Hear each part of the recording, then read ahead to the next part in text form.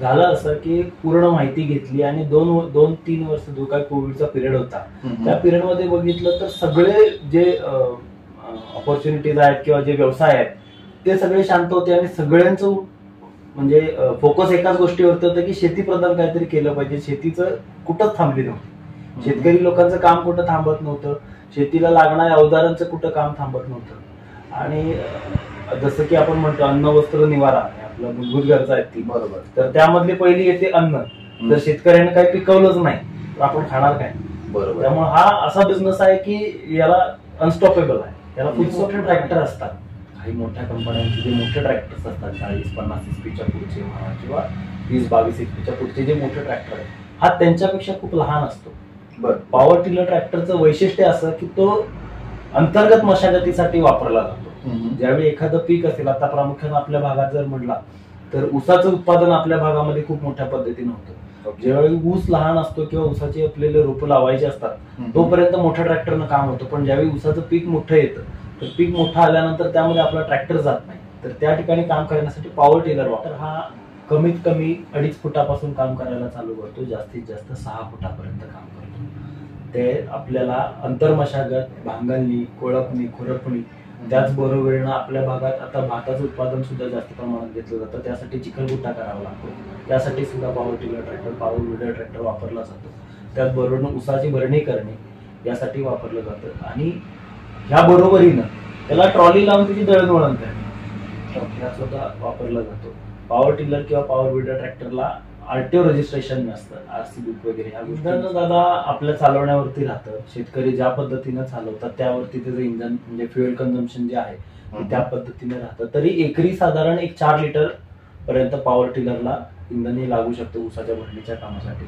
आणि अशा गोष्टींमध्ये आणि त्याला लागणारा मेंटेनन्स जर वेळच्या वेळी शेतकऱ्याने ऑइल चेंज जर केलं तर त्याला कुठलाही प्रकारचा मेंटेनन्स हा इंजिन किंवा गिअरबॉक्स कडनं पॉवर टिलर पॉवर विडरला येत नाही.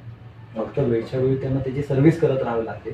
सर्व्हिससाठी साधारण एक ऑइल बदली जर करायची झाली तर 1000 ते 1200 रुपये. तर त्याला डॉक्युमेंटेशन पॉवर टिलर किंवा पॉवर विडरसाठी डॉक्युमेंटेशन जर करायचं झालं तर ते फक्त सबसिडीसाठी केलं जातं. शेतात चालवावं किंवा न चालवावं यासाठी पॉवर टिलरवरती क्लिअरली मेन्शन येतं की नॉट फॉर रोड यूज म्हणून.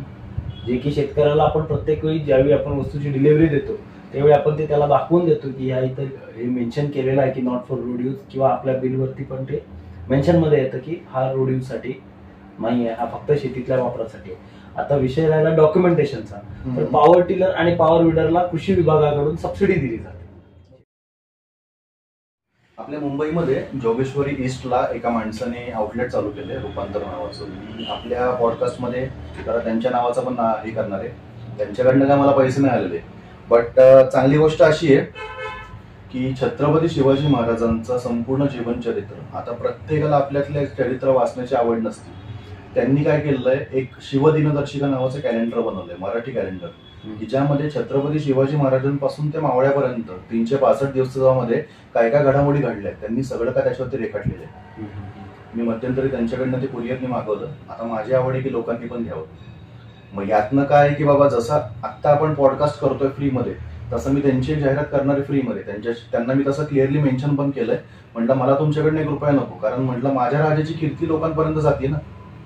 आज लोकांना जिथं पुस्तकातनं हे भेटत नाहीये, माहिती भेटत नाहीये, ती माहिती सरळ सरळ हे लोक स्वतःचा पैसा खर्च करून वेळ खर्च करून एक दिनदर्शिका बनवतात आणि ते लोकांपर्यंत पोहोचतात. आतापर्यंत एक उदाहरण द्यायचं झालं, आता आपल्याकडं रोजचे दिवस जातात. आता समजा आज 22 तारीख आहे, मग 23 तारीख झाली, मग 24 तारीख झाली, 25 तारीख झाली, असे दिवस लोटत जातात. आपले घरचे कधीतरी आपल्याला म्हणतात अरे कॅलेंडरमध्ये बघ आज काय एकादशी एका संकष्टी. आपण तेवढं बघण्यासाठी फक्त कॅलेंडर बघतो. एखादा सणवार असेल तेवढं बघण्यासाठी आपण कॅलेंडर बघतो. आपल्याला आजपर्यंत कोणी सांगितलंच नाही ना की माझ्या राजाने त्या दिवशी ते केलं होतं. माहितीच नाही आपल्याला. 28 तारखेला सालेर मुल्लेचा किल्ला महाराजांनी जिंकला होता हे आपल्याला माहितीच नाहीये. बऱ्याचशा गोष्टी आहेत ना. बरं 28 तारखेपासून छत्रपती संभाजी महाराजांचा बलिदान मास चालू होतोय हे आपल्या मराठी कॅलेंडरमध्ये कुठंच लिहिलेलं नाहीये. इंग्लिश कॅलेंडरचं सोडूनच द्या. बरोबर. ह्या सगळ्या गोष्टी शिवदिनदर्शिकामध्ये लिहिल्या आहेत आणि त्यात मुलांना हे वाचण्यामध्ये बरं राहतंय की बाबा तारखेवरती दिनदर्शिका लिहिली आहे आणि पाण्याच्या मागे सगळी माहिती सगळं लक्षात ठेवण्यापेक्षा ते ज्या त्या तारखेला वाचलेलं चांगलं, मुलांचा बुद्ध्यांक वाढत राहतो. बरोबर. त्यासाठी म्हणून ओके सुरू करूया. येस. मंडळी नमस्कार. मंडळी माझं नाव रंजित आणि आपण पाहतात सावडी संवादाची हा आपला युट्यूब चॅनल. मंडळी गेले कित्येक दिवस झाले आपण आपल्या याच पॉडकास्ट युट्यूब चॅनलवरनं आपल्यातील अनेक लोकांच्या मुलाखती आणि खास करून नवीन नवीन अनुभव आपल्या समोर आणण्याचा प्रयत्न करतोय. बरोबर आहे मंडळी. आज मी तुमच्यासाठी विशेषतः आपले जे शेतकरी बांधव आहेत त्यांच्यासाठी म्हणून अशा एका व्यक्तीची मुलाखत घेऊन आलोय, अशा एका व्यक्तीला घेऊन आलोय की ज्याच्याकडनं अशा नवनवीन गोष्टी आपल्याला ऐकायला भेटतील, ज्यातून कदाचित आपणच नव्हे तर आपल्यातले प्रत्येक शेतकरी बांधव यांना एक नवीन गोष्ट समजेल, उमजेल आणि त्यातल्या त्यात त्यांच्या आउटलेटवरती म्हणजे त्यांच्या शॉपवरती येऊन अगर त्यांना पर्सनली भेट वगैरे देऊन तुम्ही ज्यावेळेला त्या माहिती घ्याल त्यावेळेला तुम्हाला नक्कीच आपल्या शेतीमध्ये बराचसा मदत होईल. बरोबर.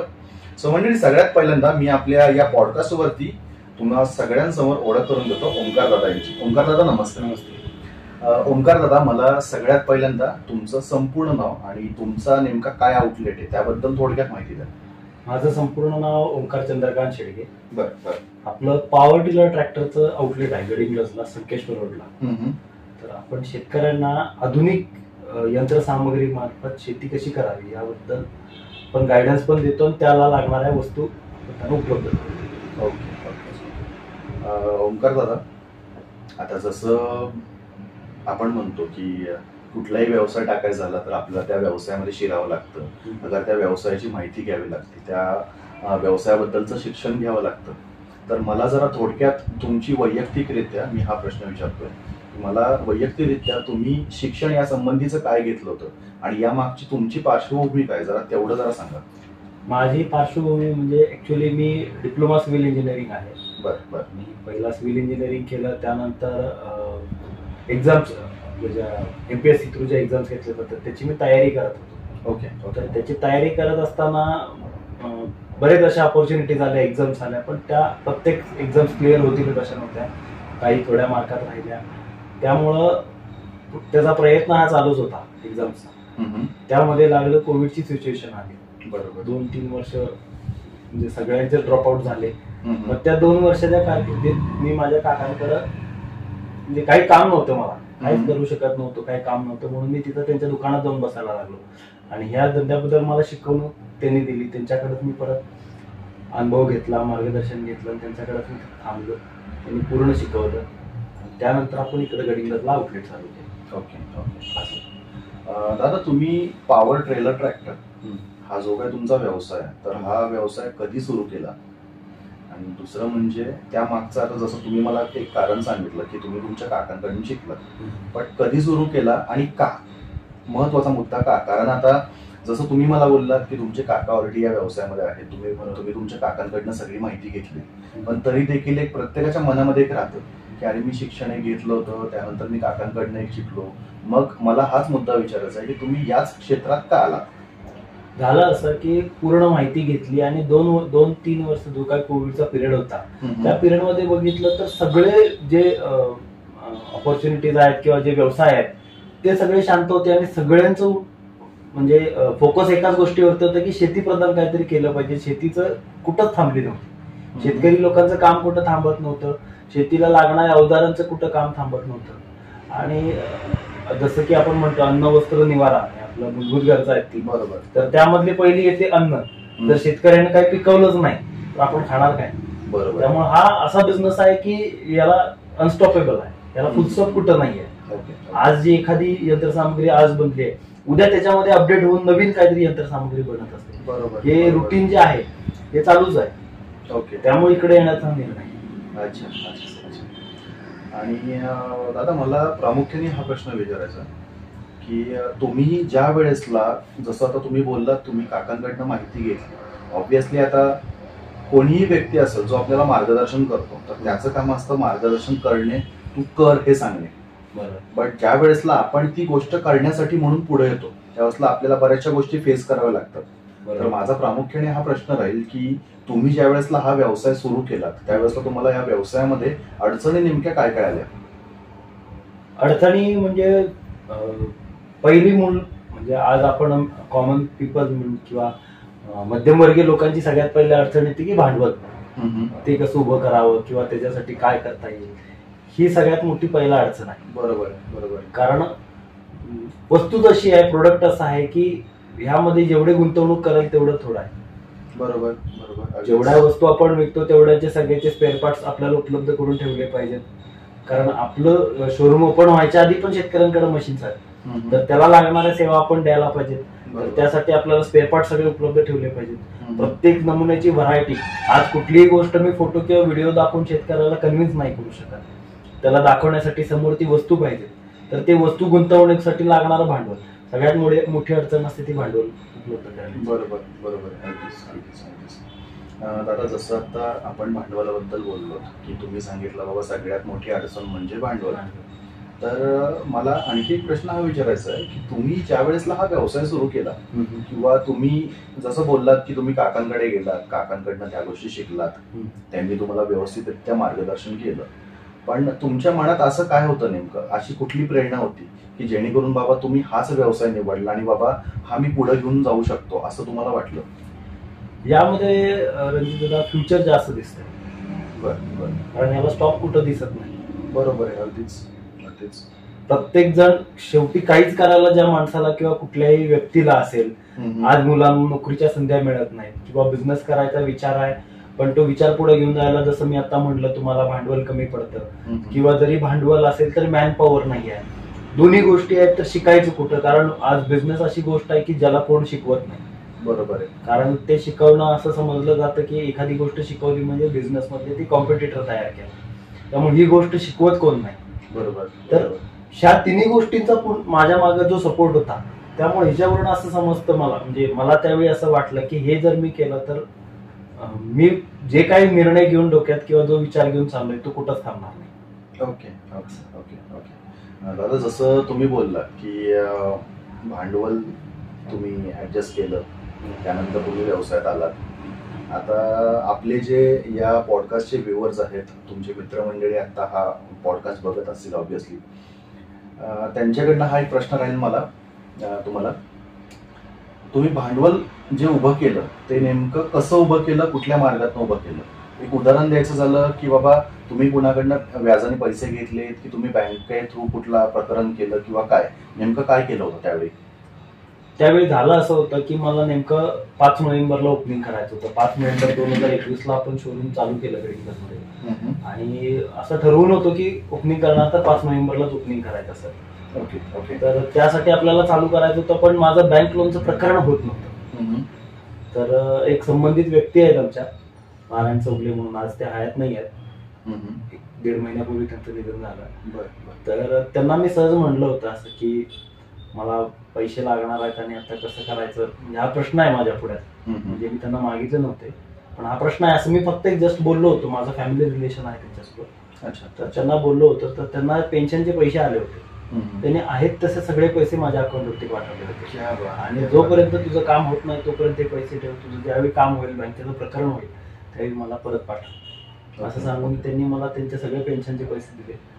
आणि मी त्यांना एप्रिल 2022ला रिटर्न केले. जवळपास 6 महिने पैसे वापरून त्या व्यक्तीने माझ्याकडे 1 रुपया व्याज घेतलं नाही, पण त्यांची सगळी आयुष्यभराची कमाई मला त्यांनी 6 महिन्यासाठी वापरायला दिली. Okay okay okay. म्हणजे कमीत कमी का विना आजपर्यंत मंडळी एक सांगतो बघा, आपल्यातले असे कित्येक लोक आहेत जे आतापर्यंत आपल्या या पॉडकास्टवरती येऊन गेलेत, अगर व्हिडिओ पाहून गेलेत, अगर नवनवीन गोष्टींची माहिती घेऊन गेलेत. असे क्वचित लोक असतात आणि आपल्याला समोरून विचारणारे असे क्वचित लोक आपल्या आयुष्यामध्ये भेटतात की बाबा रे, तुला मोठा कोणी केला, तू ज्या वेळेसला अडचणीमध्ये होता त्यावेळेस तुला मदत कोणी केली, तुला हातभार कोणी लावला, असं बोलणारे क्वचित असतात. आणि त्यातल्या त्यात ज्या वेळेसला आमच्यासारखा एखादा कोणी मुलाखत घेणारा व्यक्ती असेल, पॉडकास्ट घेणारा व्यक्ती असेल, त्यावेळेस तुमच्या समोर येतो आणि तुम्हाला या सगळ्या गोष्टी बोलतो, त्यावेळेसला सांगणाऱ्याचं कुतूहल, त्यात ऐकणाऱ्याचं कुतूहल हे थोडं वेगळंच असतं. नाही, चला आता पुढच्या प्रश्नाकडे वळूयात. थोडासा भावनिक होऊन गेलो होतो, त्याबद्दल माफ करा. ओंकार दादा, मला तुम्ही जो प्रॉडक्ट विकताय त्याबद्दलची थोडक्यात माहिती पाहिजे. उदाहरणार्थ आपला हा व्हिडिओ पाहणारे जे लोक आहेत ते शहरातले देखील आहेत, ग्रामीण भागातले देखील आहेत. ट्रॅक्टर म्हटल्यानंतर प्रत्येकाला लगेच डोक्यामध्ये क्लिक होतं, ट्रॅक्टर म्हणजे नेमकं काय. शेतामध्ये काम करणारं जे वाहन असतं त्याला ट्रॅक्टर म्हणतात. पण ज्या वेळेसला आपण पॉवर ट्रेलर ट्रॅक्टर म्हणतो त्यावेळेसला फक्त ग्रामीण भागातले जे लोक आहेत त्यांनाच नेमकं असं कळून जातं की बाबा हा व्यक्ती कुठल्या गोष्टीबद्दल बोलतोय. शहरातले जे लोक असतील त्यांना ह्या सगळ्या गोष्टी ऑब्व्हियसली बाउन्सर जात असणार आहेत. तर मला थोडक्यात जरासं पॉवर ट्रेलर ट्रॅक्टर बद्दलची माहिती सांगा आणि हा नेमका कुठल्या गोष्टीसाठी कामाला येतो त्याची माहिती द्या. पॉवर टिलर ट्रॅक्टर हा एक ट्रॅक्टर समजला जातो, पण जे मोठे ट्रॅक्टर असतात, काही मोठ्या कंपन्यांचे जे मोठे ट्रॅक्टर्स असतात 40-50 एचपीच्या पुढचे म्हणा किंवा 20-22 एचपीच्या पुढचे जे मोठे ट्रॅक्टर आहेत, हा त्यांच्यापेक्षा खूप लहान असतो. बरं. पॉवर टिलर ट्रॅक्टरचं वैशिष्ट्य असं की तो अंतर्गत मशागतीसाठी वापरला जातो. ज्यावेळी एखादं पीक असेल, आता प्रामुख्याने आपल्या भागात जर म्हटला तर ऊसाचं उत्पादन आपल्या भागामध्ये खूप मोठ्या पद्धतीने होतं. ज्यावेळी ऊस लहान असतो किंवा ऊसाची आपल्याला रोपं लावायची असतात तोपर्यंत मोठ्या ट्रॅक्टरनं काम होतं. पण ज्यावेळी ऊसाचं पीक मोठं येतं तर पीक मोठं आल्यानंतर त्यामध्ये आपला ट्रॅक्टर जात नाही, तर त्या ठिकाणी काम करण्यासाठी पॉवर टिलर वापरला जातो. त्यासाठी ऊसाची भरणी करणे असू दे, बांधणी करणे असू दे, या सगळ्यासाठी हा पॉवर टिलर इम्पॉर्टंट आहे. Okay okay okay. दादा जसं आता आपण आपल्या ट्रॅक्टर बद्दल बोलतोय, तर आपण आता जो ट्रॅक्टर प्रोव्हाइड करतोय किंवा जो प्रॉडक्ट आपण आता सध्या आपल्या आउटलेटला विकायला ठेवलाय, तर हा जर एखाद्या व्यक्तीने विकत घेतला तर तो व्यक्ती या ट्रॅक्टरचा वापर कुठं कुठं करू शकतो. जसं आता तुम्ही मला बोललात की आपण शेती कामासाठी ऑब्व्हियसली हा ट्रॅक्टर वापरणारच आहे, पण त्या व्यतिरिक्त एखाद्या उद्योगधंद्यावर किंवा एखाद्या बांधकामासाठी वगैरे हा ट्रॅक्टर आपण वापरामध्ये घेऊ शकतो का? बांधकामासाठी याचा फारसा वापर होत नाही. बांधकामासाठी जर वापर करायचा झालाच तर फक्त ह्या पॉवर टिलर ट्रॅक्टरला आपण ट्रॉली लावून त्याचं दळणवळण करण्यासाठी एक वापर करू शकतो बांधकामासाठी. बाकी शेतीच्या प्रत्येक कामासाठी हा ट्रॅक्टर वापरला जाऊ शकतो. Okay okay okay. दादा तुम्ही आता जो ट्रॅक्टर तुमच्या आउटलेटला ठेवलेला आहे विकायला, पॉवर ट्रेलर ट्रॅक्टर, तर तुमच्याकडे नेमका कुठला ब्रँड चालतोय आणि कुठकुठल्या प्रकारचे ब्रँडचे ट्रॅक्टर जे आहेत ते तुम्ही तुमच्या आता आउटलेटला विकताय? मुळात आपण फक्त इंडियन ब्रँड मध्ये काम करतो. आज मार्केटला इंडियन आणि चायनीज दोन्ही ब्रँडचे पॉवर टिलर, पॉवर विडर दोन्ही ब्रँडचे अवेलेबल पण झालेले आहेत. रेटमध्ये पण फरक पडतो, पण आपण काम करताना जेन्युइन प्रोडक्ट सोबत काम करतो. आज आपल्याकडं शार्प गरुडा, त्यानंतर भीम पॉवर टिलर दोन्ही मॅन्युफॅक्चरिंग कोईमतूरचे आहेत. त्याच्या बरोबरीने श्राची कंपनीचा जो की आपला व्हीएसटी पॉवर टिलर जो आहे, व्हीएसटी बनावटीचा, व्हीएसटी कंपनीचा जो की बेंगलोरला बनतो तो पॉवर टिलर आहे. त्याच्यासोबतच आपल्याकडे डीके कंपनीचा जो राजकोट गुजरातला बनतो. असे 4 आपल्याकडे नामांकित ब्रँडचे पॉवर टिलर आपण काम करतो, जे की आपण विकतो सुद्धा, त्याची सर्व्हिस सुद्धा देतो, त्याला लागणारे स्पेअर पार्ट्स या सगळ्या याच्यामध्ये आपण काम करतो. म्हणजे किती जरी झालं तरी आपण आपला स्वदेशी नाही सोडायचा, स्वदेशी ब्रँड हा ब्रँड ठेवायचा. Okay okay. दादा मला थोडंसं आहे ना, जे पॉवर ट्रेलर ट्रॅक्टर आहे त्याची वैशिष्ट्य आणि त्याची जी काय क्षमता असते त्याबद्दल थोडक्यात माहिती द्या.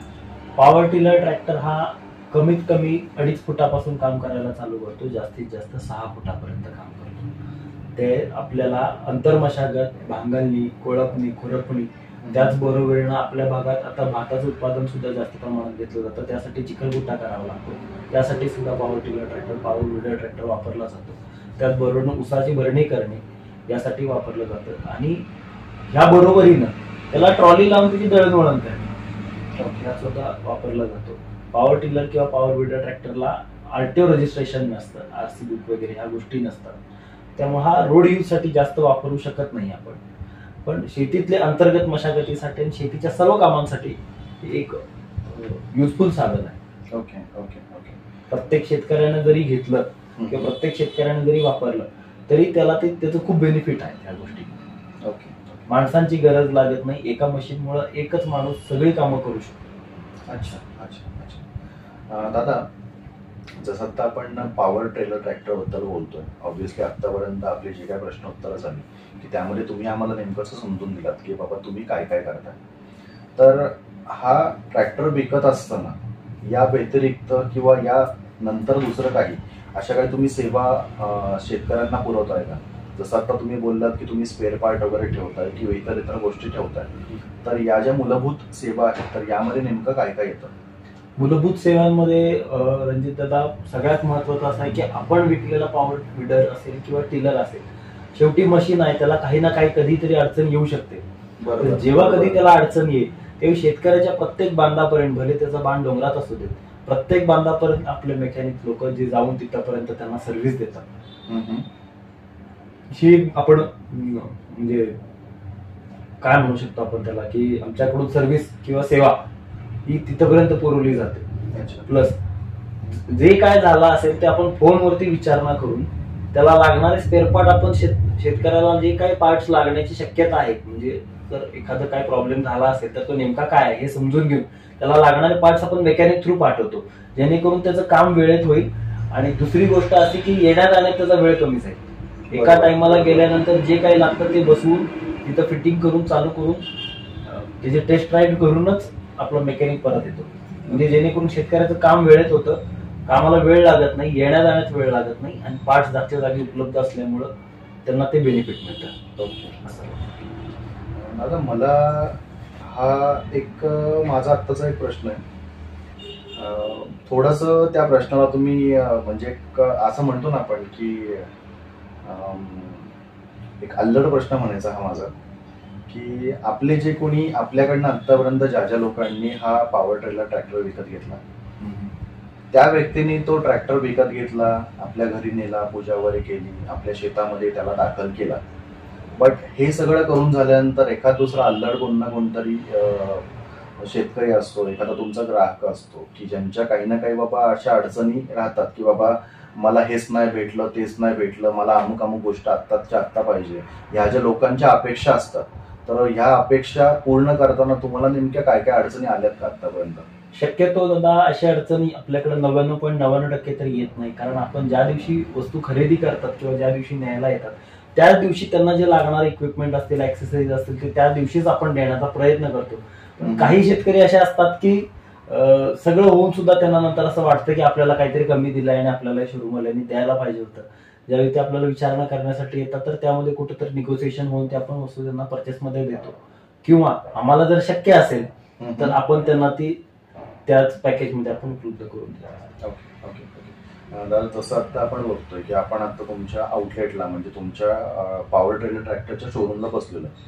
आता मी आजूबाजूला बरेचसे ट्रॅक्टर बघतोय, अर्थात त्यामध्ये लहान ट्रॅक्टर सुद्धा आहेत, मोठे ट्रॅक्टर सुद्धा आहेत. मला प्रामुख्याने हा प्रश्न विचारायचा आहे, तो म्हणजे आपल्याकडनं जो कुठला ट्रॅक्टर आपण विकतोय, अगर तो शेतकरी त्याच्या शेतामध्ये तो ट्रॅक्टर नेऊन वापरतोय, तर या गोष्टीमध्ये माझा हा प्रश्न राहील की बाबा त्या ट्रॅक्टरसाठी इंधन किती लागतं आणि दुसरं म्हणजे बाबा त्याचा खर्च किती होतो नेमका?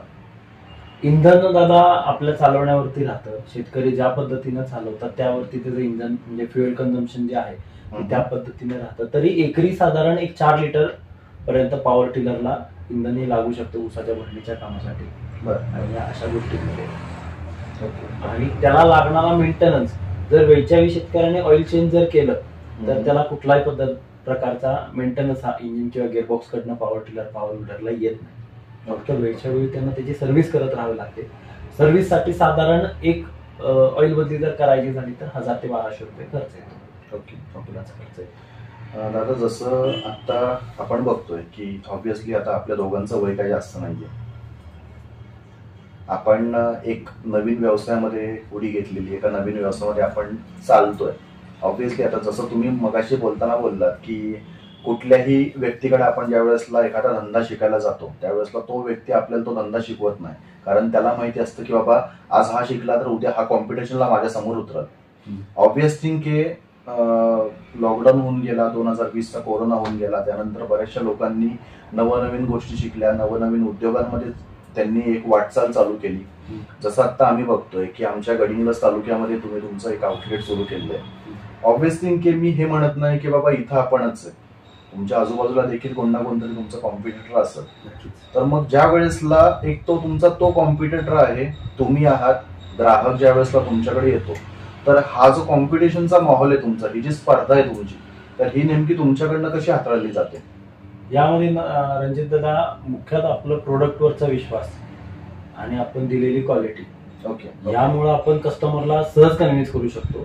त्यानंतर जे वस्तू आपण ह्याच्या अगोदर म्हणजे गेल्या 3 वर्षात आपण ज्या दिलेल्या आहेत आणि जे कस्टमर फुल्ली सॅटिस्फाय आहेत, जे वापरत आहेत, आपण त्यांचा फीडबॅक हा प्रत्येक कस्टमर बरोबर शेअर करतो. ज्या भागातले कस्टमर येतात त्या भागातल्या त्या जे शेतकरी आहेत त्यांचा नंबर देऊन त्यांच्याशी फॉलोअप घेऊन त्यांना तिथं पाठवून पहिला तिथं आपण प्रत्यक्ष घ्यायला लावतो की आपण दिलेली वस्तू कशा रीतीने काम करते आणि त्याच्यानंतर मग त्याचं बिलिंग किंवा जे त्याला जी वस्तू आवडली ती आपण त्याला देतो. असंच जर कोण आलं आणि वस्तू द्या म्हणून जर आलं तर आपण त्याला सहज पण देत नाही. बरोबर. कारण त्या वस्तूची जर खरोखर त्याला गरज असेल तर त्यानं घ्यावं. उगाच विकायचं आहे म्हणून आम्ही विकत बसत नाही. बरोबर बरोबर. त्याची खरोखर जर त्या वस्तूची गरज असेल, त्याचं काम होणारच असेल, त्याला उपयोगाची असेल तरच आपण ती त्याला देतो. नाहीतर त्याची जर गरज लहान असेल आणि जर तो मोठी वस्तू घेत असेल तर आपण त्याला सजेशन पण देत नाही की मोठी घ्या म्हणून. प्रत्येक व्यक्तीच्या प्रत्येक शेतकऱ्याच्या गरजेप्रमाणे आपण त्याला वस्तूचं सजेशन देतो. मग त्यानंतर चॉईस ऑप्शन राहतो शेतकऱ्याकडे. Okay okay. ओंकार दादा, मला जसं आता तुम्ही मगाशी मला बोललात की आपला जो ट्रॅक्टर आहे हा आरटीओच्या प्रमाणामध्ये येत नाही. म्हणजे जसं आपल्याला दुसरं कुठलं वाहन घ्यायचं झालं, रस्त्यावर चालणारं कुठलंही वाहन आपल्याला घ्यायचं झालं तर त्याच्यासाठी आपल्याला आरटीओ मध्ये रजिस्ट्रेशन करावं लागतं, बऱ्याचशा गोष्टी असतात. तर मला ही गोष्ट मला प्रामुख्याने पुन्हा एकदा विचारायची आहे. पॉवर ट्रेलर ट्रॅक्टर हा ज्या वेळेसला एखादा ग्राहक असू दे, शेतकरी असू दे, ज्या वेळेसला आपल्या शोरूमला येतो, बाबा त्याला ती वस्तू विकत घ्यायची असते, त्याचं आणि तुमच्या मधलं जे काय कॉन्व्हर्सेशन आहे, उदाहरण द्यायचं झालं तर जशी कागदपत्र जे पेपरवर्क जे आपण म्हणतो, तर त्या व्यक्तीला ती वस्तू विकत घेताना तुमच्याकडनं काही परवाने दिले जातात, अगर काही कागदपत्रांचा काय उलाढाल होते, मला जरा त्याबद्दल महत्त्वाने जाणून घ्यायचंय. कारण जसं तुम्ही मगाशी बोललात की बाबा हा ट्रॅक्टर आपण रस्त्यावरती उतरू नाही शकत, याला आरटीओचं काय प्रमाण वगैरे भेटत नाही, हे फक्त शेतामध्ये चालवायचंय. बरं, जर शेतामध्ये चालवायचंय त्याचे काही प्रमाणच नसणार आहेत तर बाबा त्याच्या मागचे मग डॉक्युमेंट काय काय राहतील? पॉवर टिलर साठी कुठल्याही प्रकारचा परवाना नाहीये. फक्त पॉवर टिलर वरती हे मेन्शन आहे की हा नॉट फॉर रोड यूज आहे, म्हणजे याचा रोडवरती वापर करायचा नाहीये. जर वापर करताना आढळल्यास ते आरटीओ कडून त्याच्याबद्दल जी काय कारवाई आहे ती केली जाते. त्यामुळे आपण शेतकऱ्याला ज्यावेळी वस्तू खरेदी करतात किंवा डिलिव्हरी ज्यावेळी घेतात त्यावेळी आपण क्लिअरली आपण त्यांना दाखवून देतो की हे रस्त्यावरती वापरासाठीचं वाहन नाही आहे. हे झालं पहिलं. त्यानंतर त्यांच्या बिलवरती पण हे मेन्शन असतं की हे रस्त्यावरती वापर करायचा नाही, याचा वापर फक्त शेतामध्ये करायचा. त्यानंतर दुसरा विषय तुमचा प्रश्न असा की कागदपत्र जे लागतात ते फक्त सबसिडीसाठी लागतात. कृषी विभागाकडून पॉवर विडरला आणि पॉवर टिलरला सबसिडी जाहीर आहे. पॉवर विडरसाठी साधारण 63,000 रुपये मॅक्झिमम आणि पॉवर टिलरसाठी 85,000 रुपये सबसिडी आहे, ज्याच्यासाठी आपल्याला शेतकऱ्याकडून 7, 12, 8 आधार कार्ड आणि बँक पासबुक ही 4 कागदपत्र लागतात.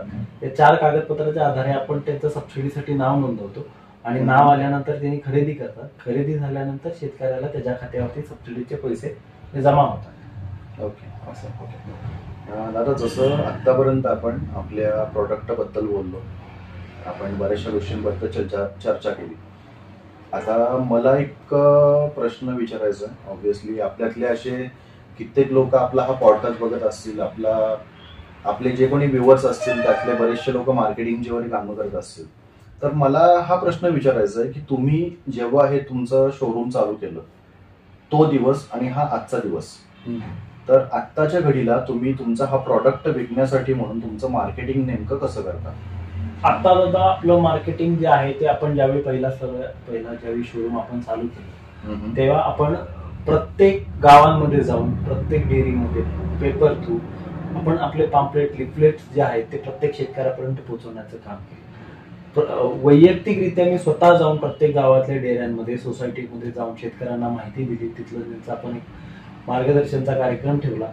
प्रत्येक गावचे जे सरपंच पोलीस पाटील असतील त्यांनी पण आपल्याला खूप मोठ्या प्रमाणात मदत केली आणि त्यानुसार आपण आपलं काम चालू केलं. आणि आता सध्या आमचं जे मार्केटिंग आहे हे पब्लिक थ्रूच केलं जातं की आपलं माउथ पब्लिसिटी जास्त आहे. कारण जे आमचे मेकॅनिक फील्डवरती जातात ते असतील किंवा जे शेतकरी आता आमचे वाहन वापरतात यांच्या थ्रू आपल्याला खूप मोठ्या प्रमाणात मार्केटिंग हे होऊन जाते. त्याचबरोबरीनं कृषी प्रदर्शन वगैरे जे लागतात त्यामध्ये सुद्धा आपला सहभाग असतो आणि कृषी प्रदर्शन मध्ये सुद्धा आपली मोठ्या प्रमाणावरती विक्री होते. प्रदर्शन बघायला असं झालं होतं, 2022चं प्रदर्शन होतं. प्रदर्शन बघायला जे कस्टमर आले होते त्यांनी सेम डे बुकिंग केलं होतं आणि प्रदर्शनाच्या शेवटच्या दिवशी 4 ट्रॅक्टर्सची डिलिव्हरी तिथनं झाली होती. म्हणजे अशा पद्धतीने पण आपल्याला त्यात मोठा बेनिफिट मिळतो. ओके. त्याचबरोबर आपलं युट्यूब चॅनल आहे, जे की आपल्याकडनं जे वस्तू खरेदी केलेल्या आहेत तर त्याचा जो डेमो होतो तर ते डेमो सुद्धा आपल्या युट्यूब चॅनलवरती पोस्ट केला जातो, जेणेकरून ते व्हिडिओज प्रत्येक पब्लिकपर्यंत, प्रत्येक शेतकऱ्यापर्यंत, लोकांपर्यंत, सगळ्यांपर्यंत पोहोचतात आणि त्या वस्तूची माहिती आपल्या युट्यूबकडून पूर्ण व्हायरल होऊन सगळ्यांना पोहोचते. तिथून आपण मार्केटिंगचं काम करतो. Okay okay okay. म्हणजे आतापर्यंत मला ही गोष्ट खरोखर माहिती नव्हती, कारण आतापर्यंत फक्त मीच तुम्हाला सांगत आलोय की माझा एक पॉडकास्ट चॅनल आहे युट्यूबला, तुम्ही जाऊन सर्च करा म्हणून. आज तुम्ही मला सांगता तुमचा पण युट्यूब चॅनल आहे, म्हणजे ऑब्व्हियसली मला तो पाहावाच लागेल. नक्कीच. आणि तुम्ही आधी सांगितलं असतं तर बरं झालं असतं, कमीत कमी मी थोडासा अजून अभ्यास करून आलो असतो. हरकत नाही, हरकत नाही. ओंकार दादा, तुमच्या भविष्यातील योजना काय असतील आणि त्या योजना तुम्ही जशा राबवणार आहे त्यावरती तुम्ही काम नेमकं कसं कराल? भविष्यातील योजना म्हणजे आता ही वस्तू खरेदी करण्यासाठी 1,00,000-2 लाख रुपयाचं भांडवल हे शेतकऱ्यांना उभं करावं लागतं. तर आता सध्या आपण अशा पद्धतीनं काम करतोय, विचार करतोय की यावरती लोन फॅसिलिटीज जी आहे बँकांची ही कशा पद्धतीनं आपल्याला उपलब्ध करून देता येईल. कारण यावरती लोन होत नाही याचं मागचं कारण असं की तुम्हाला मगाशी मी म्हणालो आरटीओ आणि आरसी बुक याला येत नाही, म्हणजे जेणेकरून नंबर प्लेट येत नाही. त्यामुळे ह्याचा जो बोजा चढतो हा शेतावरती डिरेक्टली चढवला जातो, जे सोसायटीकडून कर्ज करतात त्यामार्फत. तर आपण आता अशा पद्धतीनं किंवा विचार करतोय किंवा आपण असं म्हणू शकतो की आपण अशा पद्धतीने आता काम करतोय, बँकांशी संलग्न होण्याचा प्रयत्न करतोय, जेणेकरून ह्या वस्तू खरेदीसाठी बँकांकडून सुद्धा अर्थसहाय्य शेतकऱ्याला मिळेल. Okay okay. दादा, मला हा प्रश्न आवडीने विचारायचा आहे तुम्हाला. जसं तुम्ही बोललात की तुम्ही ज्या वेळेसला मार्केटिंग बेस एक तुमचा बनवत होता त्यावेळेस तुम्ही प्रत्येक गावामध्ये गेलात, गावातले पोलीस पाटील असतील, गावातली ग्रामस्थ असतील, गावातले सरपंच वगैरे असतील, दूध डेरे असतील, तुम्ही तिथं जाऊन तुम्ही नेमकं काय करताय किंवा तुम्ही काय करायच्या विचारात आहात या सगळ्या गोष्टी लोकांना पटवून दिल्या. सध्याच्या घडीला तुमच्या व्यवसाय विस्तारामागं तुमचे जे कोणी ग्राहक आहेत त्यांचा हात कितपत आहे किंवा त्यांच्याकडनं तुम्हाला सध्या प्रतिसाद कसा मिळतोय नेमका? दादा, तसं जर सांगायचं झालं तर सुरुवात जी झाली होती माझी तर ती एक 220 स्क्वेअर फूटच्या गाळ्यातून माझी सुरुवात झाली होती. Okay okay. पहिला हे शोरूम चालू करण्याआधी आपण एका 220 स्क्वेअर फूट गाळ्यामधून आपण सुरुवात केली होती. मोठं करण्यामागं आपल्याला जे कारणीभूत आहेत ते आपले शेतकरी आणि आमचे कस्टमर्स आहेत की ज्यांनी आम्हाला एवढी संधी दिली, एवढे कस्टमर बेस उपलब्ध करून दिला की म्हणजे त्याला कुठल्याच शब्दात त्यांचे आपण आभार नाही म्हणू शकत, एवढं त्यांनी आपल्याला मोठं केलं. आज तिथून इथंपर्यंत आणून बसवण्यामागं प्रत्येक गोष्टीला आपल्याला शेतकऱ्यांनी खूप मदत केली आणि त्याचा प्रतिसाद पण आम्हाला खूप मिळाला. म्हणजे ज्यावेळी सुरुवातीला त्या 220 स्क्वेअर फूट मधून या शोरूमला येण्यापर्यंत माझं सामान शिफ्टिंग साठी सुद्धा शेतकरी मला मदतीला आले होते. त्यानंतर काही गोष्टींचं ज्यावेळी भांडवल गुंतवणे असेल, डिपॉझिट द्यायचं होतं गाळ्याचं म्हणा किंवा कामं चालू होती, रिनोव्हेशनची कामं चालू होती ऑफिस बनवण्यासाठी, यावेळी सुद्धा शेतकरी मला येऊन मदत केले. म्हणजे त्यांच्याकडून स्वतः आपण न विचारता आलं की काही जर भांडवल लागणार असेल, पैसे लागणार असतील तर सांगा, आम्ही एक मदत म्हणून तुम्हाला देतो. अशा पद्धतीने हे लोकांकडनं मी मिळवलंय. मी पैसे जास्त मिळवण्याच्या मागं नाही आहे, पण लोकांकडून हे खूप चांगलं मिळवलंय की माणुसकी जपली आहे. ओके. त्याला खूप चांगला शेतकऱ्यांनी मला प्रतिसाद दिला. क्या बात आहे. ओंकारला, ज्या वेळेसला एखादा शेतकरी अगर एखादा ग्राहक तुमच्या शोरूम वरती येतो, जसं मगाशी आपण पाहिलं की बरेचसे लोक तुमच्याकडे आले होते एखादी नवीन वस्तू विकत घ्यायची म्हणून, तुम्ही त्यांना डेमो करून दाखवत होता. तर ज्या वेळेसला एखादा ग्राहक आपल्या आउटलेटवरती येतो, आपल्या शोरूमवरती येतो, एखादी वस्तू वगैरे पाहतो, ऑब्व्हियसली आता कुठलाही व्यक्ती शोरूमला अगर कुठल्याही दुकानात जाताना त्याच्या मनामध्ये बऱ्याचशा अपेक्षा असतात की यांनी मला हे द्यावं, त्यांनी मला ते द्यावं, या वस्तूसोबत बाबा ती वस्तू नाहीये तरी देखील त्यांनी मला ती वस्तू द्यावी. तर या सगळ्या गोष्टी करत असताना आपल्या लक्षात एकंदरीत बराचसा कळतं आपल्याला की बाबा हा या पण गोष्टीची अपेक्षा ठेवून आलाय, त्या पण गोष्टीची अपेक्षा ठेवून आलाय. तर हे जे छोटे छोटे मुद्दे आहेत तर हे आपण नेमके कसे सोडवतो आणि आपल्यासाठी यातलं महत्वाचं कारण काय नेमकं? कसं होतं दादा की आल्यानंतर आपण प्रत्येक शेतकऱ्याला तुमचं गाव विचारतो, त्या गावावरून असं लक्षात येतं की त्यांच्या शेतात असणारी पिकं कोणती आहेत. बरोबर. तर त्या पिकांच्यासाठी लागणारे जे अवजार आहे ते आपल्याकडे पूर्णतः त्या पॅकेजमध्ये म्हणजे त्या वस्तूच्या रकमेमध्ये ते त्याबरोबर त्यांना फ्रीमध्ये दिलं जातं, जेणेकरून त्याच्या मनात अशी कुठलीही शंका किंवा आस लागून राहू नये की मी हे ट्रॅक्टर घेतोय तर मला ह्याच्यासोबत ही वस्तू त्याच्याबरोबर फ्रीमध्ये मिळावी. त्यामुळे त्याला आपण देताना जर त्याला समजा जर तो कापशी पट्ट्यातला असेल तर त्याला जे साहित्य लागतं ते आपण देतो, जर तो आजरा चंदगड भागातला असेल तर त्यासाठी त्याला जे साहित्य लागतं ते आपण त्याला त्याच्यात देऊन राहतो. म्हणजे शेतकऱ्याची जरी अपेक्षा असली की मला एवढंच साहित्य मिळायला पाहिजे तर त्याच्यापेक्षा जास्त साहित्य त्याला त्या वस्तू बरोबर भेटून जातं आणि ते सॅटिस्फाय होतात, हॅपीली घेऊन जातात. खरोखर मला आहे ना तुमच्याशी बोलताना एका गोष्टीचा खूप मस्त अनुभव आला. म्हणजे या गोष्टी मला तुमचा ह्या व्यवसायातला जो अभ्यास आहे मला त्या गोष्टीचं कौतुक करूशी वाटतं.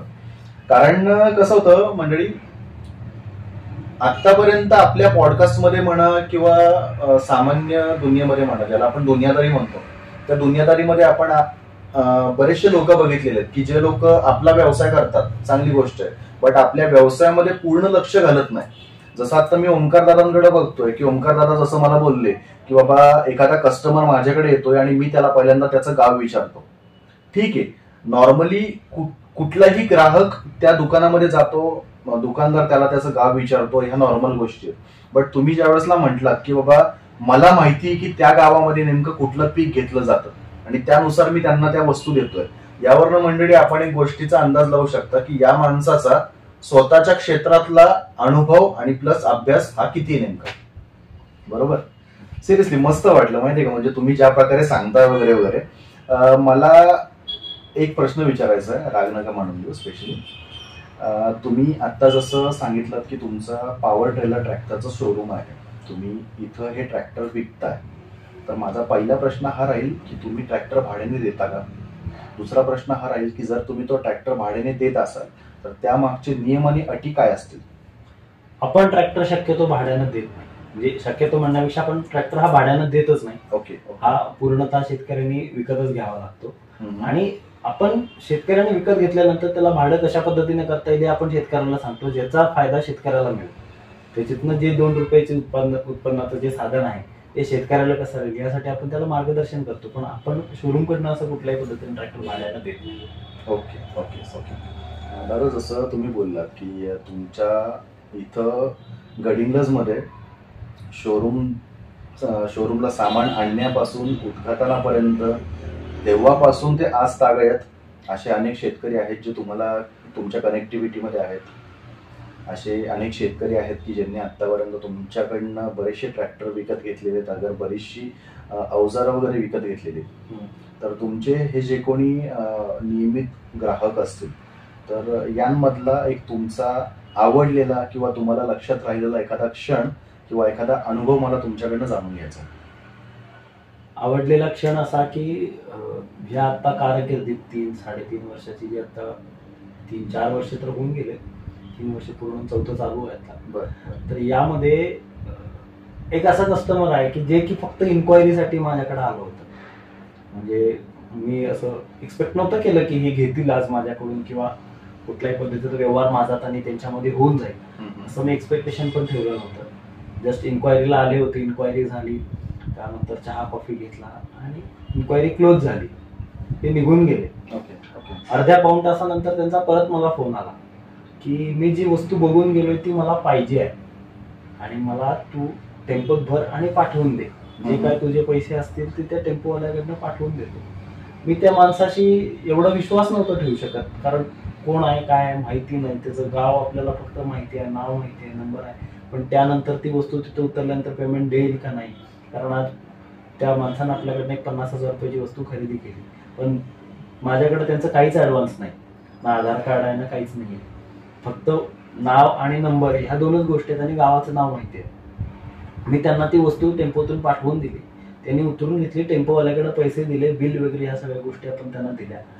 त्यानंतर 8 दिवसात त्याच व्यक्तीनं मला 11 मशीनची ऑर्डर दिली. त्याच्या गावात 11 मशीन त्यानं, म्हणजे त्याच्या माउथ पब्लिसिटीनुसार असेल किंवा त्यानं ज्या पद्धतीनं मशीनचं काम केलं त्यानुसार त्यांना माझं मार्केटिंग एवढं चांगलं केलं की त्यांना मला 11 मशीनचं ऑर्डर दिली. आणि तिथून पुढं त्या एका गावात, तुमच्या शेजारचंच गाव आहे, ज्या गावापासूनच. तर तिथून पुढे त्या गावामध्ये जवळपास 17 ते 18 मशीन्स आपण बिल केल्या त्या 1 ते 1.5 महिन्यामध्ये. Okay okay. एवढं चांगला आपल्याला रिस्पॉन्स येतो आणि ते आवडते कस्टमर आहे आपलं. मला त्यांचं नाव करू शकेल का? कापशी जैनाजवळची उत्तम शेळके म्हणून आहे. बर बर बर.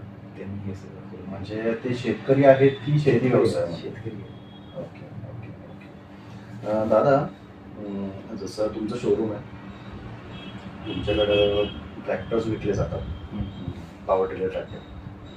मला ही गोष्ट आवडीने जाणून घ्यायची की या ट्रॅक्टरची देखभाल करण्यासाठी म्हणून कुठकुठल्या गोष्टींचा वापर होतो.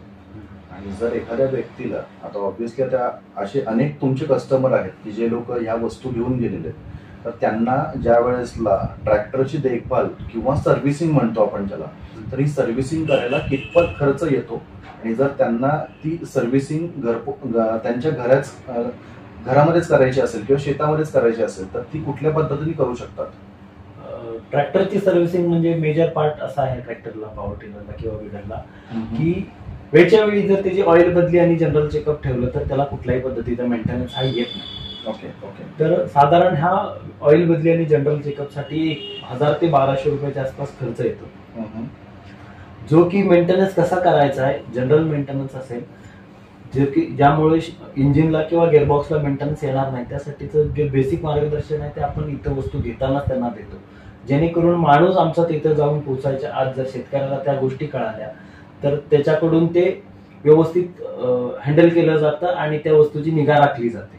Okay okay. म्हणजे ज्याला खोलायचं काम परत लागणार नाही, मेकॅनिकल जे काम आहे ते लागू नये यासाठी आपण बेसिक इन्फॉर्मेशन देतो. त्यासाठी 1000-1200 रुपयाच्या आसपास खर्च येतो. ओके. आणि जर ते शेतकऱ्यांना वेळच्या वेळी ठेवलं तर त्याला कुठल्याही पद्धतीचा मेंटेनन्स लागेल. ओके. दादा, जसं आपण आत्ताच्या घडीला बघतोय की आता नॉर्मली मी बायकर आहे, माझ्याकडे बाईक आहे, 4 व्हीलर आहे, माझं बऱ्याच वेळेसला बाहेर फिरस्ती वगैरे असते, तर पेट्रोल पंपावरती वगैरे आपल्याकडे छोटे छोटे पाऊच भेटतात की ज्यावरती लिहिलेलं असतं की बाबा हे तुम्ही तुमच्या इंधनासोबत टाकलं तर तुमची इंधनाची बचत वगैरे होईल. तर आपला जो काय प्रॉडक्ट आहे पॉवर टिलर ट्रॅक्टर, जसं तुम्ही मगाशी बोललात की 1 एकराचं काम असेल तर त्यामध्ये 4 लिटर पेट्रोल वगैरे डिझेल वापरलं जाणार आहे, तर अशी कुठली काय स्कीम आपल्याला करता येईल का की ज्यातून पहिलं म्हणजे ट्रॅक्टरवरती आपण जे इंधन खर्च करतोय त्याची बचत होईल, आणि दुसरं म्हणजे अशी काही टेक्नॉलॉजी आहे का की जी तुम्हाला तुमचे जे कोणी क्लायंट असेल त्यांना आवडीने सांगता येईल की बाबा लोकांनी ती जर फॉलो केली तर लोकांना भविष्यात नक्कीच काही ना काही चांगला एक बेनिफिट होईल? असं कुठलंही ऍडिटिव्ह आपण सजेस्ट पण करत नाही आणि मला वाटत नाही की त्याच्यामुळे असं काय होत असेल, कारण माझा वैयक्तिक तसा काय अनुभव नाही आहे. जरी होत असेल तर माझा अनुभव नसल्यामुळे मला माहीत नसावं, पण मी सजेस्ट असं कुठलंही करत नाही. प्युअर पेट्रोल किंवा प्युअर डिझेल आपण फ्युएल जे आहे, इंधन जे आहे आपण वस्तूसाठी वापरायला सांगतो. पण एक गोष्ट आपण प्रामुख्याने नक्की सांगतो की जेव्हा जेव्हा तुम्ही वस्तू वापरता तर त्या वस्तूला साधारण 6 महिने झाल्यानंतर त्याचा जो फ्युएल फिल्टर आहे तो वेळच्या वेळी आपण चेंज करायला सांगतो. जो की डिझेलचा असेल तर तो डिझेल किंवा पेट्रोलचा असेल तर कार्बोरेटर स्वच्छ करणे किंवा चेंज करणे, या गोष्टी आपण त्यांना सांगतो, जेणेकरून फ्युएलमधनं कचरा किंवा धूळ जाणार नाही आणि त्यामुळे इंधन चांगलं वेळ वस्तूला, इंजिनला इंधन चांगलं पोचेल आणि वस्तू खराब होणार नाही. एवढं आपण सजेशन देतो, कुठलंही बाकीचं प्रोडक्ट आपण सजेस्ट नाही. Okay okay okay. दादा, जसं तुम्ही मगाशी बोललात, आपलं बऱ्याच वेळ बोलणं चालू आहे, तुम्ही बोललात की कुठलाही कस्टमर, तुमचा ग्राहक किंवा शेतकरी ज्या वेळेसला आपल्याकडे ती वस्तू विकत घेण्यासाठी येतो, आपण त्याला सगळ्या गोष्टीकडनं प्रिपेअर करतो, सगळ्या गोष्टी आपण त्याला सांगतो. आता आपल्याकडं पॉवर टिलर ट्रॅक्टर विकत घेणारे सगळेच असे शेतकरी नसतात की जे पहिल्यापासून प्रगत आहेत. असे काही काही लोक असतात की जे लोक बाबा हा ट्रॅक्टर विकत घेऊन त्याच्यावरनं काहीतरी कमवायच्या सोर्सने आपल्याकडे आलेले असतात. तर एखादा व्यक्ती, समजा एक उदाहरण द्यायचं की मी स्वतः मुळात मला यातलं काही कळत नाही, जसं आता मी तुमचं शोरूम बघतोय, तुमच्याशी बोलतोय, तसं तसं मला थोडं थोडं करून सगळ्या गोष्टी काढायला लागल्या. एखाद दुसरा माझ्यासारखा शेतकरी की बाबा ज्याचा सध्या इन्कम सोर्स काहीच नाहीये, त्याने कुठून तरी पैसे गोळा करून ठेवलेत की बाबा तुमच्याकडे यावं, पॉवर टिलर ट्रॅक्टर विकत घ्यावा आणि त्यानंतर एक काय म्हणतो आपण की आपली दिनचर्या चालेल या हिशोबाने बाबा मार्गाला लागावं. तर मला प्रामुख्याने हा प्रश्न विचारायचा आहे एखाद्या व्यक्तीने जर आपल्याकडनं ट्रॅक्टर घेतला आणि त्याने तो शेतामध्ये लावला, मग भले तो स्वतः करू दे अगर लोकांना इतरत्र करू दे, तर जर समजा तो ही गोष्ट करत असेल तर त्याचं मासिक उत्पन्न नेमकं किती होऊ शकतं? कसं आहे, एकदा हा सीझनचा बिझनेस आहे, तर शेतकऱ्यांनी करायचं म्हटलं तर हा सीझनल बिझनेस राहतो. ओके. तर 12 महिन्यांमधलं कम्प्लीट 4 महिने हे बंद राहतं काम. पावसाच्या जी जर पावसाची रोप असेल, म्हणजे भात शेतीचं ज्याचं आहे, पावसाची रोप झाल्यानंतर 3 ते 4 महिने टोटली हे बंद राहतं. त्यानंतर दसऱ्यापासून पुढे परत काम चालू होतं. तर यासाठी उत्पन्न असं की शेतीसाठी जर ऊसाच्या क्षेत्रात म्हणा काम करण्यासाठी जर माणूस केला, एखादा शेतकरी जर पॉवर टिलर किंवा विडर वापरतोय, तर त्यासाठी साधारण 2,500 रुपये आज चार्ज केला जातो. बर बर. 2,500 रुपये एकरी हा चार्ज शेतकरी दुसऱ्या शेतकऱ्यांकडून एक भाडं या स्वरूपानं घेतात आणि तिथं त्यांच्या शेतामध्ये काम करतात. तर 2,500 रुपये मधलं साधारण 350 ते 400 रुपये हे फ्युएलसाठी जातात, इंधन वापरासाठी, जे की पेट्रोल असेल किंवा डिझेल असेल. आणि 100 रुपये शेतकरी त्या वस्तूच्या मेंटेनन्ससाठी, म्हणजे पॉवर टिलरच्या किंवा विडरच्या मेंटेनन्ससाठी 100 रुपये शेतकरी प्रत्येकाला आपण बाजूला ठेवायला सजेस्ट करतो. जे की तुमचं पेट्रोल किंवा डिझेलचा खर्च झाल्यानंतर 100 रुपये तुम्ही बाजूला ठेवा. वस्तूचा खर्च जेव्हा कधी येईल त्यावेळी तुमच्यावरती लोड येणार नाही. आणि जर समजा एखादा शेतकरी हे रोजचं 1 एकर जर वापरत असेल, आपण असं म्हणू की 30 दिवसातले 20 दिवस त्याने काम केले, 10 दिवस कामच केलं नाही, असं 20 दिवस जर वापरलं तर 2,000 रुपये प्रमाणे महिना 40,000 रुपये शेतकरी मिळवू शकतो. बरोबर बरोबर. अगदी. जो की तुम्ही मी काम करून पण तेवढा आपण कमवू शकत नाही. बरोबर. एवढा शेतकरी करू शकतो आणि आपण सजेशन सुद्धा आपण त्यांना देतो. दादा, जसं आता आपण बाजारपेठेमध्ये बघतोय की रोजच्या दिवसाला इंधनाचा दर कधी कमी होतो, कधी वाढतो. एक काळ असा असतो की ज्या वेळेसला आपण विचार सुद्धा करत नाही इतका इंधनाचा दर अचानक मध्ये वाढतो. तर ही जी इंधनाची दरवाढ होते यावरनं आपल्या व्यवसायाला, ऑब्व्हियसली तर आपण विकायला बसलोय त्यामुळे आपल्याला एवढा काय फरक पडत नाही, बट जे कोणी शेतकरी वर्ग आहे, ज्यांनी कोणी आपल्याकडनं हा ट्रॅक्टर विकत घेतलेला आहे, ते लोक इंधन त्यामध्ये टाकतात, त्यानंतर ते त्यांच्या ज्या काही शेतीच्या कामं असतील त्यामध्ये ती वस्तू वापरतात. तर त्यांना ह्या गोष्टीचा काय फटका बसतो का? सुरुवातीला आपल्यापासूनच त्यांना फटका बसला चालू होतो. कारण कसं होतं की आपलं जे माल येतो हा ट्रान्सपोर्टने येत असतो. जेव्हा फ्युएलचे किंवा इंधनाचे दर वाढतात तेव्हा ट्रान्सपोर्टचा दर हा ऑटोमॅटिकली वाढला जातो. ज्या गोष्टीला आपल्याला एक साधारण असं आपण समजू, एक उदाहरण म्हणून की एखादा बॉक्स किंवा एखादा मशीन येण्यासाठी 1,000 रुपये जर खर्च येत असेल, तर जेव्हा इंधनाचा दर वाढतो त्यावेळी तो 1,000 रुपयाचं 1,200 रुपये ट्रान्सपोर्ट त्या मशीनला किंवा त्या वस्तूला लागू शकतं. बरोबर. ते 200 रुपये आपण कव्हर करण्यासाठी त्या वस्तूमागं परत 200 रुपये आपले वाढले जातात. ते 200 रुपये वाढ झाल्यामुळे शेतकरी जेव्हा भाडं करायला जातो किंवा तो वस्तू घ्यायला जातो त्यावेळी 2,500 रुपये, आता तुम्हाला जर म्हणलं मी एक बेसिक दर सांगितलं, एक उदाहरण म्हणून सांगतोय मी, 2,500 रुपये जो दर आहे, इथं 200 रुपये वाढल्यामुळे पुढे वरती 2,500चा 2700 रुपये दर होतो. तिथं दर वाढल्यामुळे शेतीतलं जे उत्पन्न येतं त्याच्यातला 200 रुपये दर वाढला जातो. त्यामुळे इंधन जसं वाढत जाईल तस तसा सगळा दर हा वाढत जातो आणि येणारं पीक जे आहे ते पीक परत ज्यावेळी शेतातून बाजारपेठेमध्ये उपलब्ध होतो त्याचा दर हा वाढत जातो. म्हणजे हे सगळं जे घडतं हे फक्त दळणवळणामुळे घडतं आणि दळणवळणासाठी इंधन खूप महत्वाचं आहे. इंधनाचा दर वाढला तर सगळ्या गोष्टींचा दर हा वाढतच गेलेला आहे. जेव्हा इंधनाचा दर कमी होतो तेव्हा सगळं स्वस्ताही चालू होतं. Okay okay okay. दादा, जसं आतापर्यंत आपण बोललो की तुमचं पॉवर टिलर ट्रॅक्टर हे तुम्ही विकताय, म्हणजे याचं तुमचं एक संपूर्ण शोरूम आहे. ऑब्व्हियसली आतापर्यंत आपण बोलणं केलं हे आपल्या भांडवलासाठी. बरोबर. मला आता हा प्रश्न जाणून घ्यायचा आहे, एक झालं तुम्ही ह्या व्यवसायासाठी तुमचं भांडवल लावलं, दुसरं म्हणजे तुम्ही तुमच्याकडे बरेचसे ऍक्सेसरीज आणून ठेवलेत, जे त्या ट्रॅक्टरसाठी ऍक्सेसरीज लागतात तुम्ही ते आणून ठेवलेत. बरेचसे कस्टमर तुमच्याकडे येतात पॉवर टिलर ट्रॅक्टर घ्यायला, तुम्ही त्याच्यासोबत त्यांना ऍक्सेसरीज देतात. काय काय कस्टमर असे असतात की जे एक्स्ट्राच्या ऍक्सेसरीज वगैरे विचारतात, ते आपल्याला ठेवूनच आहे. बरं, हे सगळं केल्यानंतर आपल्याला त्यामध्ये काही ना काही उत्पन्न होतं. तर हा जो एक संपूर्ण आराखडा आहे, तर या संपूर्ण आराखड्याचा तुम्ही समतोल नेमका कसा राखताय? की समजा एखादी वस्तू आपण विकत घेतली, समजा एखादी वस्तू विकत घेण्यासाठी आपण खर्च लावला असेल 10,000 रुपये, बरोबर, त्या व्यतिरिक्त त्या वस्तूचे जे काही ऍक्सेसरीज आहेत त्याच्यासाठी आपण खर्च लावला असेल 5,000 रुपये, ऑलरेडी आपले इथं 15,000 रुपये लागले. त्यानंतर आपण ती वस्तू सेल आउट करतोय. जसं आतापर्यंत आपलं बोलणं झालं इंधनाचं, त्यामध्ये इंधनाचा दरवाढ खालीवर वगैरे झाली. इनडायरेक्टली बोलायचं झालं तर जिथं आपली अपेक्षा असते, आपल्याला मनापासून वाटत असतं की अरे 10,000ची वस्तू आहे ना, चला ठीक आहे, मी 15,000 रुपये त्यामध्ये लावले, चला ठीक आहे, लेतले बाबा मी 18,000पर्यंत ती वस्तू सोडल. त्यातल्या अचानक मध्ये त्यामध्ये इंधनाची दरवाढ झाली, 1,000 रुपये वाढले, 19,000 रुपये रेट झाला. आलेला कस्टमर आपल्याकडे बाबा दरवेळेसला आशेने बघत असतो की बाबा 25,000ची वस्तू आहे, साहेबांनी मला 20,000ला द्यावी.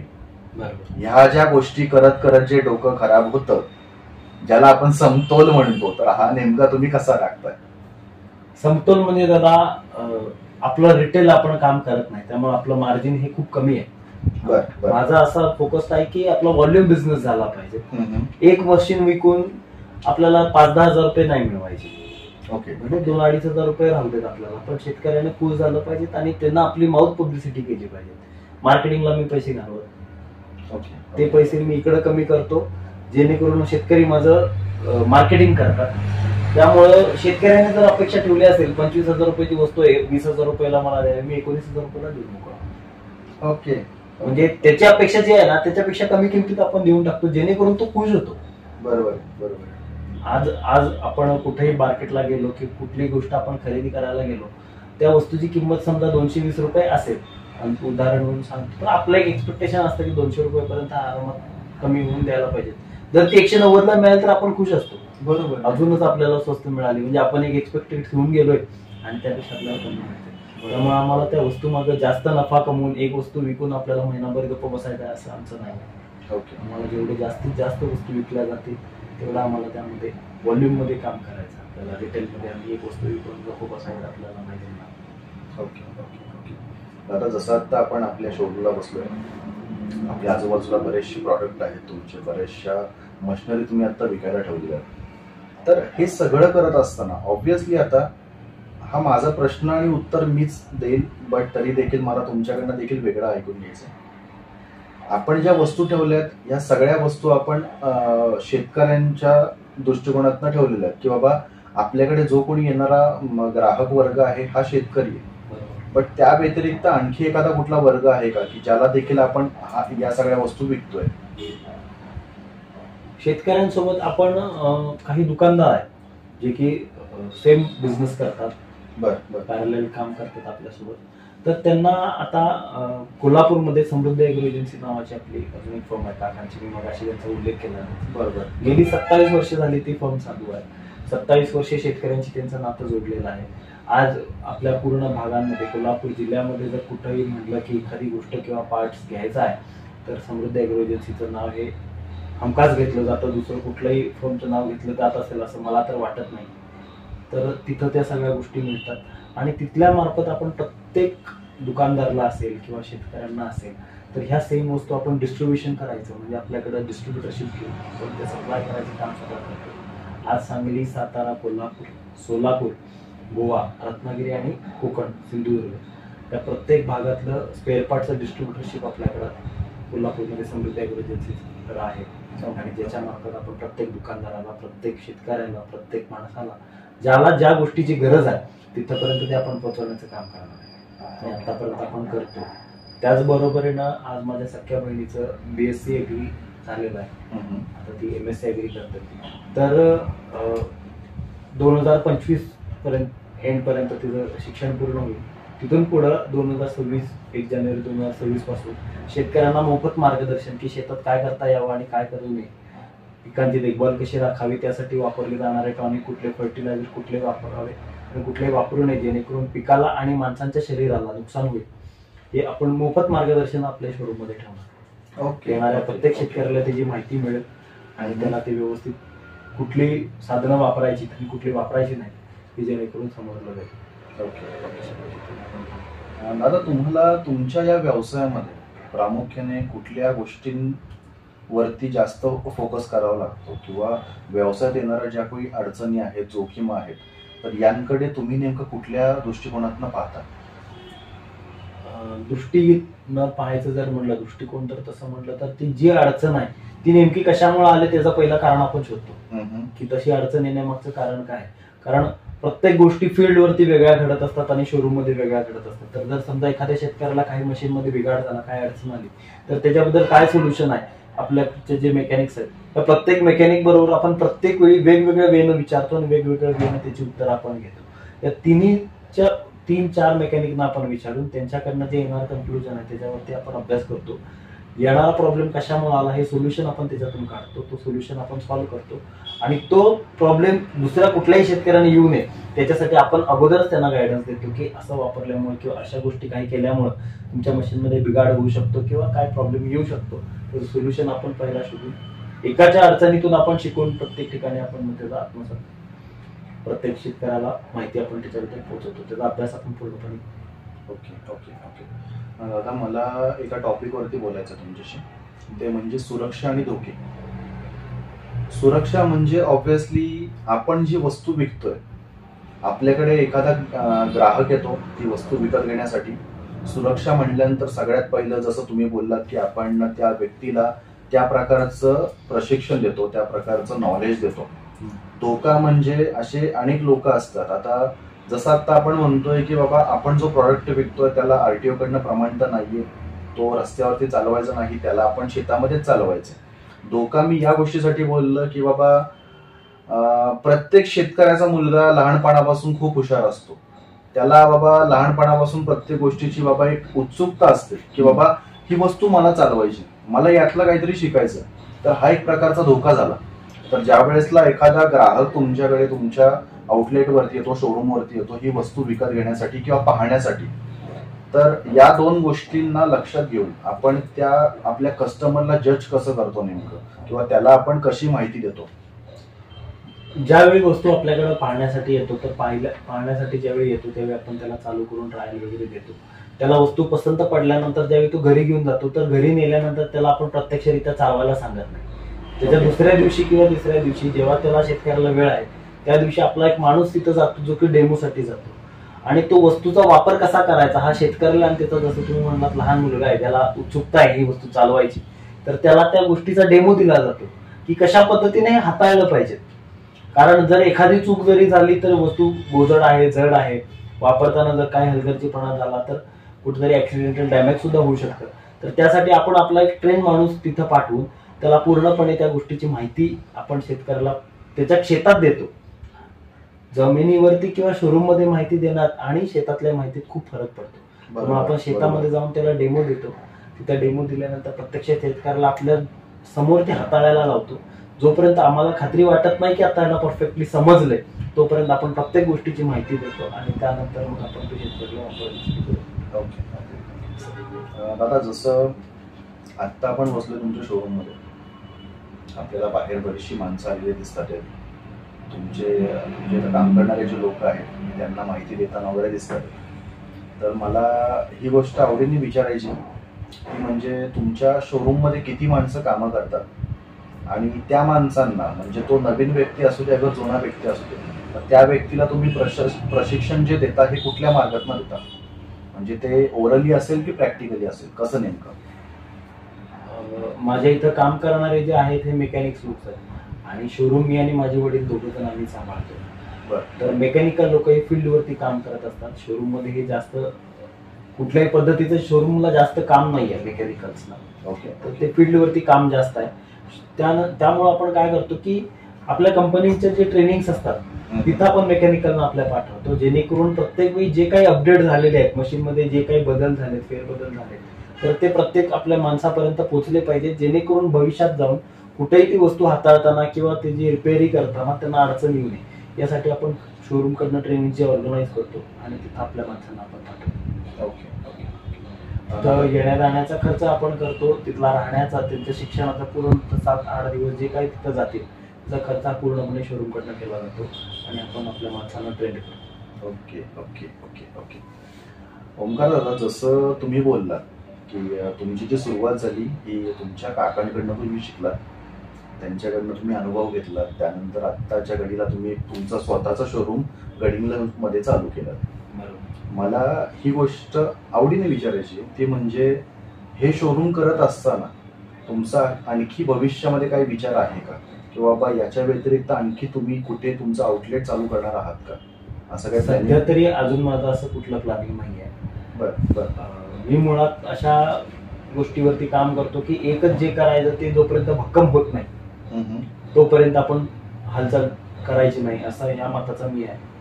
त्यामुळे जे एकच आहे ते माझं खूप मला स्ट्रॉंगली उभं करायचं आहे. त्यानंतर ते पुढचं पण काही विचार असेल ते नक्कीच तुम्हाला सांगेन. Okay okay okay. तुमच्या या व्यवसायातला एक मला अनुभव सांगा की पहिला अनुभव मला तुमच्याकडनं हा जाणून घ्यायचा की एखादा व्यक्ती तुमच्याकडे ती वस्तू विकत घेण्यासाठी आला.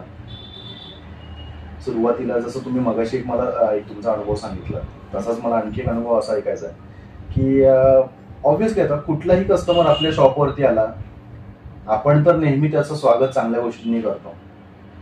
एखाद्या व्यक्तीकडं एक 5-10 मिनिटं बोलल्यानंतर पाहिल्यानंतर आपल्याला लगेच समजून जातं की बाबा हा आला टाइमपास करायला, याला काही याच्यामध्ये पडलेलं नाहीये, आणि त्यातल्या त्यात त्याचं रूपांतरण वेगळ्याच गोष्टीकडे वळतं. तर असा काही तुम्ही अनुभव आम्हाला सांगू शकता का? कारण का माहिती का, जसा तुमचं इथं शोरूम आहे, ऑब्व्हियसली संपूर्ण भारतामध्ये कुणाचं ना कुणाचं तरी शोरूम असणार आहे. आपल्या महाराष्ट्रातले मराठी वर्ग जो आहे ते लोक आपला हा व्हिडिओ पाहत असणार आहेत, त्यांच्यापर्यंत देखील ही नवीन माहिती जाईल.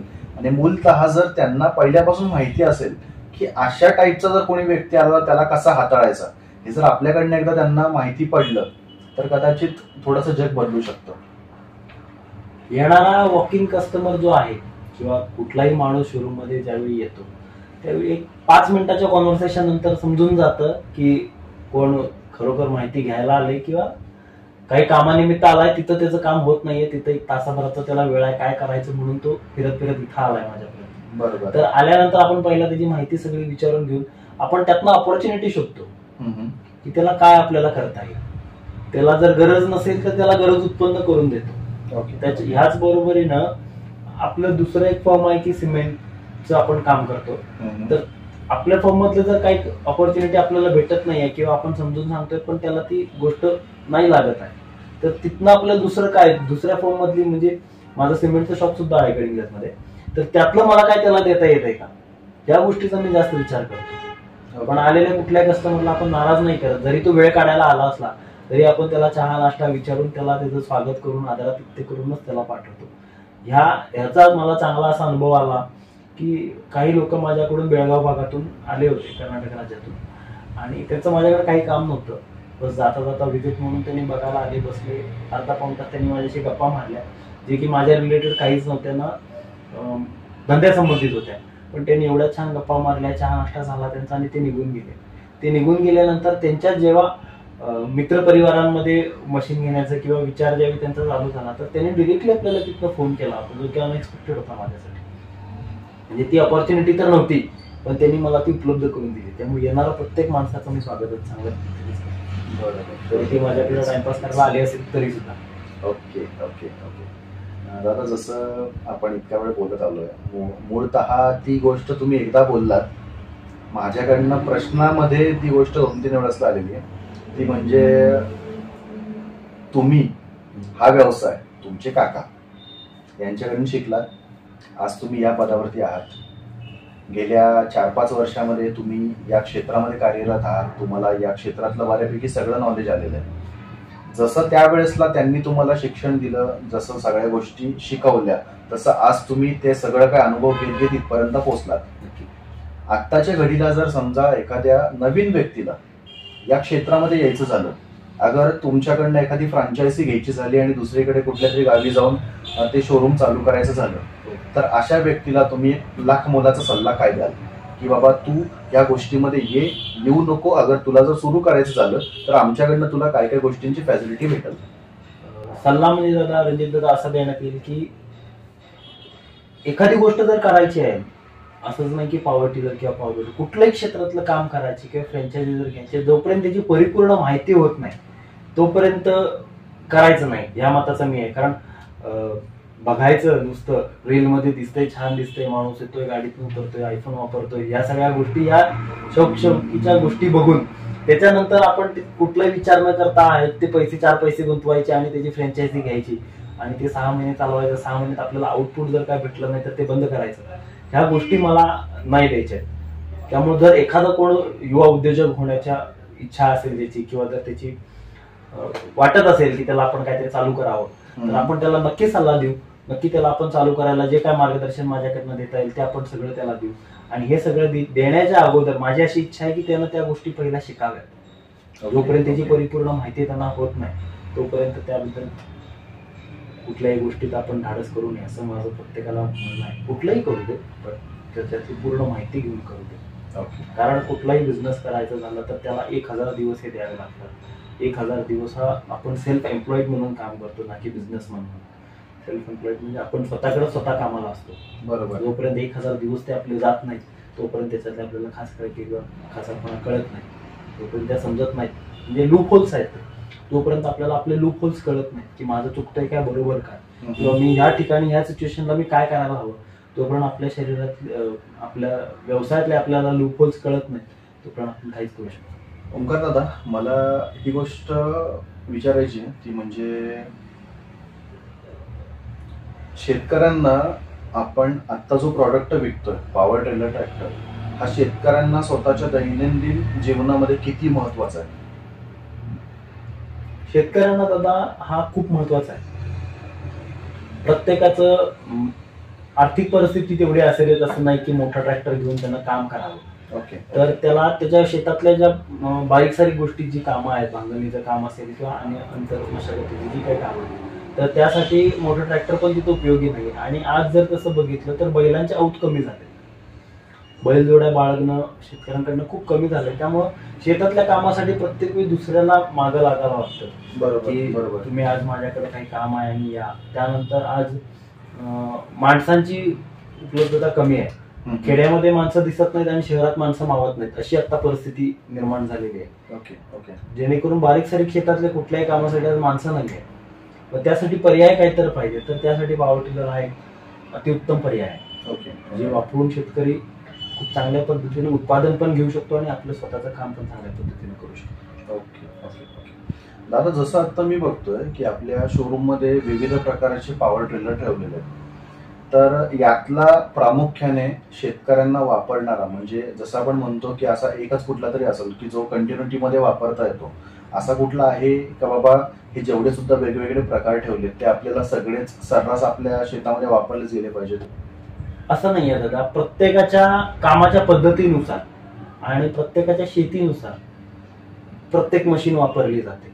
काही मशीन आहेत ह्या सगळ्याच क्षेत्रात वापरल्या जातात आणि काही आहेत ह्या फक्त ठराविक सीझन पुरत्या वापरल्या जातात. ओके. एक असं कुठलं नाही आहे. पण पॉवर टिलर मधल्या अशा 2-3 मशीन्स आहेत की जेणेकरून सगळ्यात लहानातल्या लहान पिकापासून अगदी मोठ्या पिकापर्यंत त्या वापरल्या जातात आणि ज्या की 0 मेंटेनन्स. ही प्राऊडली आम्ही गोष्ट सांगू शकतो की आमच्याकडे ज्या वस्तू ज्या 2-3 आहेत ज्या मल्टीपर्पजली वापरल्या जातात तर त्या पूर्णपणे 0 मेंटेनन्स आहेत. Okay okay. म्हणजे एकदा विकल्यानंतर संध्याकाळी आम्ही घरी जाऊन निवांत झोपू शकतो. एवढ्याही त्या 0 मेंटेनन्स आहेत की जेणेकरून शेतकऱ्याचा परत फोन येणार नाही. Okay okay. दादा, जसं आता आपण नुकतंच तुम्ही मला बोललात की जुन्या काळामध्ये जी शेती व्हायची कदाचित आपल्यातले असे असंख्य शेतकरी आहेत की जे लोक आजही शेती करण्यासाठी म्हणून बैलजोडीचा वापर करतात, नांगराचा वापर करतात. आम्ही आतापर्यंत जे लहानाचे मोठे झालोय हे आम्ही आमच्या मामांचे काकांचे वगैरे ट्रॅक्टर मोठे मोठे जे ट्रॅक्टर आहेत ते बघत आलेलो आहे. तर तुमच्या मते पॉवर ट्रेलर ही जी सिस्टम आता एक नवीन तुमच्याकडनं जी आता लोकांना बघायला भेटते तर ही सिस्टीम आधुनिक शेतीसाठी म्हणून लोकांना किती उपयुक्त ठरू शकते असं तुम्हाला वाटतंय? जर त्याचा वापर परिपूर्ण पद्धतीने आणि व्यवस्थित जर केला तर 100% गोष्ट उपयुक्त ठरू शकते. त्याचबरोबरीनं आज आपल्याकडं काही असे शेतकरी असतील ज्यांना पॉवर टिलर नको आहे पण ट्रॅक्टर पाहिजेत तर ट्रॅक्टर सुद्धा आज आपण उपलब्ध केलेला आहे. Okay okay. दादा, जसं एक सुरुवातीला तुम्ही बोललात की मी परत एकदा तोच विषय छेडतो. आपला हा व्हिडिओ पाहणारे असे आपले अनेक लोक असतील की जे लोक आता माझा हा पुढचा प्रश्न ऐकताना असं म्हणतील की रंजा काय येडा झालाय काय, सारखा सारखा हाच प्रश्न का विचारतोय. तर मला तोच प्रश्न पुन्हा एकदा विचारायचा. ऑब्व्हियसली आता एक तुम्ही स्वतः ओंकार शेट्टी तुम्ही स्वतः त्या व्यतिरिक्त तुम्ही मला बोललात की तुम्ही MPSCचं शिक्षण घेतलेलं आहे. तुम्ही कोर्ससाठी ट्राय केला होता MPSC साठी. त्यानंतर तुम्ही तुमच्या काकांकडनं या क्षेत्रातली माहिती घेतली. ऑब्व्हियसली तुमचा फॅमिली बॅकग्राऊंड जो आहे हा शेतकरी आहे, बरोबर. ते सगळं करत असताना तुम्ही काकांकडनं माहिती घेऊन अचानक मध्ये या क्षेत्रात आला. तुमचा मागचं एक बॅकग्राऊंड आहे, तुमची पार्श्वभूमी आहे. हे सगळं काय करत असताना तुमचा आवडीचा किंवा तुम्हाला आवडणार सध्याचं एखादं व्यक्तिमत्व म्हणून तुम्ही कुणाकडे पाहता, अगर कुठल्या व्यक्तीला तुम्ही तुमचा आदर्श मानता? मी आदर्श माझ्या वडिलांना आणि काकांना मी माझा आदर्श मानतो. बर बर. कारण मला सगळ्यात बारीक सारीक गोष्टीपासून आज एवढ्या मोठ्या पदापर्यंत काम करण्यापर्यंत संधी त्यांनी मला दिली. वडील माझे गव्हर्नमेंट त्यांनी मला सपोर्ट केला, मेंटली असेल, फायनान्शियली असेल, त्यांनी मला पूर्णपणे सपोर्ट केला. त्यानंतर पूर्ण गोष्टी शिकवण्यासाठी मला काकांनी सपोर्ट केला आणि त्यांना इन्स्पिरेशन मानतो मला. माझे वडील आणि माझे काका. ओके ओके, ऐकून छान वाटलं. कारण काय माहितीये का, ही एक माझं हे मत आहे की आपल्या वडिलांना, काकांना, आपले मामा असतील, म्हणजे जे आपण म्हणतो की माझ्या रक्तातला माणूस, माझ्या रक्तातल्या माणसाला मी माझा आदर्श मानतो, ही म्हणणारी माझ्या अंदाजे ही कदाचित आपली शेवटची पिढी आहे असं मला वाटतं. कारण या पुढची जी सध्याची आपण पिढी पाहतोय, वातावरण बरंचसं वेगळं आहे. तसं बघायला गेलं आपल्या आजच्या विषयाशी त्यांचा काही संबंध नाहीये, त्यामुळे मी माझे हे 2 शब्द इथंच थांबवतोय कारण ते योग्य नाही वाटत बोलण्यासाठी म्हणून. मला तुमचं बॅकग्राऊंड, तुमची पार्श्वभूमी, तुम्ही कुठून आलात, खास करून मला हे विचारायचं आहे. ऑब्व्हियसली आता जसं तुम्ही बोलला होतात की तुम्ही पदवीधर आहात, चांगलं शिक्षण घेतलं, तुम्ही MPSCची UPSCची एक्झाम वगैरे क्रॅक करण्याचा प्रयत्न केला, त्यानंतर कुठेतरी जाऊन तुम्ही थांबलात, तेव्हा तुम्ही या व्यवसायाबद्दलचं नॉलेज घेतलं. हे सगळं करत असताना धंदा शिकावा म्हणून प्रत्येकाला कुठे ना कुठेतरी जाऊन शिकावं लागतं. भलेही ते काम भविष्यात आपल्याला कुठे कामाला येणार नाही माहिती आहे, भलेही काय काय ठिकाणी आपल्याला स्वतःला असं माहिती आहे, आपल्या आई बाबांना माहिती आहे की मी ह्या हुद्द्यावर काम करतो तर माझ्या पोरांनी हे काम नको करायला. जसं आपण म्हणतो की बाबा, जसं तुम्ही म्हणताय की बाबा तुमचे बाबा अधिकारी होते, तुमच्या बाबांना देखील वाटतं की बाबा माझ्या मुलांनी माझ्या पदाचंच काहीतरी काम करावं, माझ्या मुलांनी असं खाली काहीतरी जाऊन काम नको करायला. बरोबर. परंतु तेव्हा एक तुमच्या मनामध्ये राहिलं की नाही, हे काम मी आज करायला पाहिजे, हे काम मी आज शिकायला पाहिजे, तर भविष्यात कुठे ना कुठे कमीत कमी मला चांगला माणूस म्हणून तरी बाबा मार्केटला राखता येईल. बरोबर. तर मला प्रामुख्याने तुमच्याबद्दल हे जाणून घ्यायचंय की तुम्ही या व्यवसायामध्ये येण्याच्या आधी आणखी कुठे असं काही काम केलंय का? मी माझं शिक्षण जे आहे 10वी पर्यंत ते पूर्ण कोकणात झालं. कणकवली, सावंतवाडी या ठिकाणी माझं शिक्षण झालं. शिक्षण झाल्यानंतर मी कोल्हापूरला आलो. माझं इंजिनिअरिंग मधलं शिक्षण झालं. त्याच्यानंतर मी 18 वर्ष पूर्ण झाली, माझं वय 18 वर्ष पूर्ण झालं आणि तिथून पुढे 7 दिवसांनी मुंबईला पोलीस भरती दिली. पोलीस भरतीला माझं सिलेक्शन झालं. पण एक असा इगो होता माझा की मी इंजिनियर आहे, मी काय पोलीसचं काम करू, कॉन्स्टेबल म्हणजे शेवटी शिपाईच झालं, शिपाईचं काय काम करायचं, हा माझा इगो मला त्यावेळी लागला आणि तिथं सिलेक्शन होऊन पण मी तिथे जॉईन झालो नाही. ओके. तिथनं पुढं मी परत इंजिनिअरिंग माझं लास्ट इयर कम्प्लीट केलं. ते झाल्यानंतर मग काय करायचं म्हणून मग मी बँक ऑफ इंडियाची एक्झाम दिली होती. बँक ऑफ इंडियाला सिलेक्शन झालं. बँक ऑफ इंडियाला काम केलं 2 वर्ष. त्या एक्सपिरियन्सवरती मी परत IDBI ला काम केलं. ओके. IDBI ला काम चालू होतं. 3 वर्ष IDBI बँकमध्ये मी नोकरी केली. त्यानंतर कोविडच्या जस्ट अगोदर मी प्रथम एज्युकेशन फाउंडेशन म्हणून NGO संस्था आहे आपली, IDBI बँक सोडून मी MPSCची तयारी करत होतो. MPSC ज्यावेळी माझं काय लागलं नाही त्यावेळी मला जाणवलं की सरकारी नोकरी काय असते, मिळालेली देवाने दिलेली संधी मी कशी नाकारली. हे जाणवलं मला की आपण असं करावं. म्हणजे जो इगो होता तो शांत झाला ऑटोमॅटिकली. Okay okay. त्यानंतर मी परत एका प्रायव्हेट सेक्टर, कॉर्पोरेट सेक्टरमध्ये काम करायला चालू केलं. NGO मध्ये काम केलं आणि ते काम केल्यानंतर समजलं की नोकरी करणं आणि धंदा करणं यात खूप फरक आहे. त्यातून परत मी धंद्याकडे वळलो. Okay okay. दादा, जसं आतापर्यंत आपण बघितलं, आतापर्यंत तुम्ही तुमच्या मुलाखतीमध्ये आम्हाला बऱ्याचशा गोष्टी तुमच्याबद्दल सांगितलेल्या.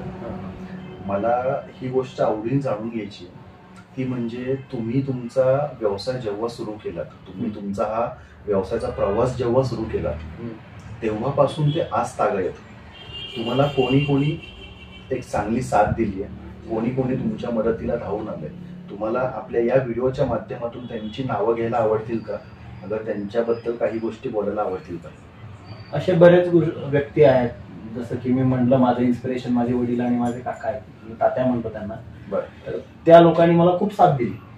त्याचबरोबरीनं माझा लहान भाऊ आहे गडिंग्लजमध्ये, सख्खा चुलत भाऊ आहे, त्यानं मला ह्या क्षेत्रामध्ये साथ दिली. म्हणजे सुरुवातीला असं होतं की काही वेळा डाऊनफॉल यायचा, जेव्हा माणूस नर्वस होतो, वाटतं की आज कसं व्हायचं किंवा बिझनेस ज्यावेळी होत नाही त्या दिवशी एखादी देवी ज्यावेळी नाराज असायचो त्यावेळी त्यांना मला साथ दिली आहे. त्याचबरोबरीनं माझा एक कॉम्पिटिटर आहे इथं गडिंग्लजमध्ये, जो की माझा खूप चांगला मित्र पण आहे.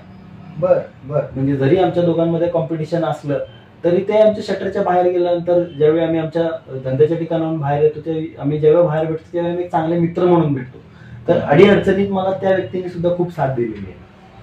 ओके. त्यांच्या अडीअडचणीत मी त्यांना साथ दिली आहे, माझ्या अडीअडचणीत त्यांनी मला साथ दिली आहे. बरेच जणांचं असं मत आहे की काही आमच्या अजून अन्य दुकानदार असतील किंवा काही शेतकरी असतील तर त्यांचं असं मत आहे तुम्ही दोघं कॉम्पिटिटर आहे तर तुम्ही एकत्र कसं. तर असं कधी होत नाही की दोन कॉम्पिटिटर एकत्र राहू शकत नाहीत, असं होऊ शकत नाही. आम्ही खूप चांगले मित्र आहे, पण आम्ही आमच्या व्यवसायाच्या ठिकाणी व्यवसाय करतो आणि मैत्रीच्या ठिकाणी मैत्री ठेवतो. मैत्री आणि व्यवसाय दोन्ही कधी एकत्र येऊ देत नाही. अशा पद्धतीने बरेच लोक आहेत. त्याचं पण मला मित्राचं म्हणजे सागर म्हणून मित्र आहे, त्यांचं पण मला नाव घ्यायला आवडेल. Okay okay. खूप जणांनी साथ दिली.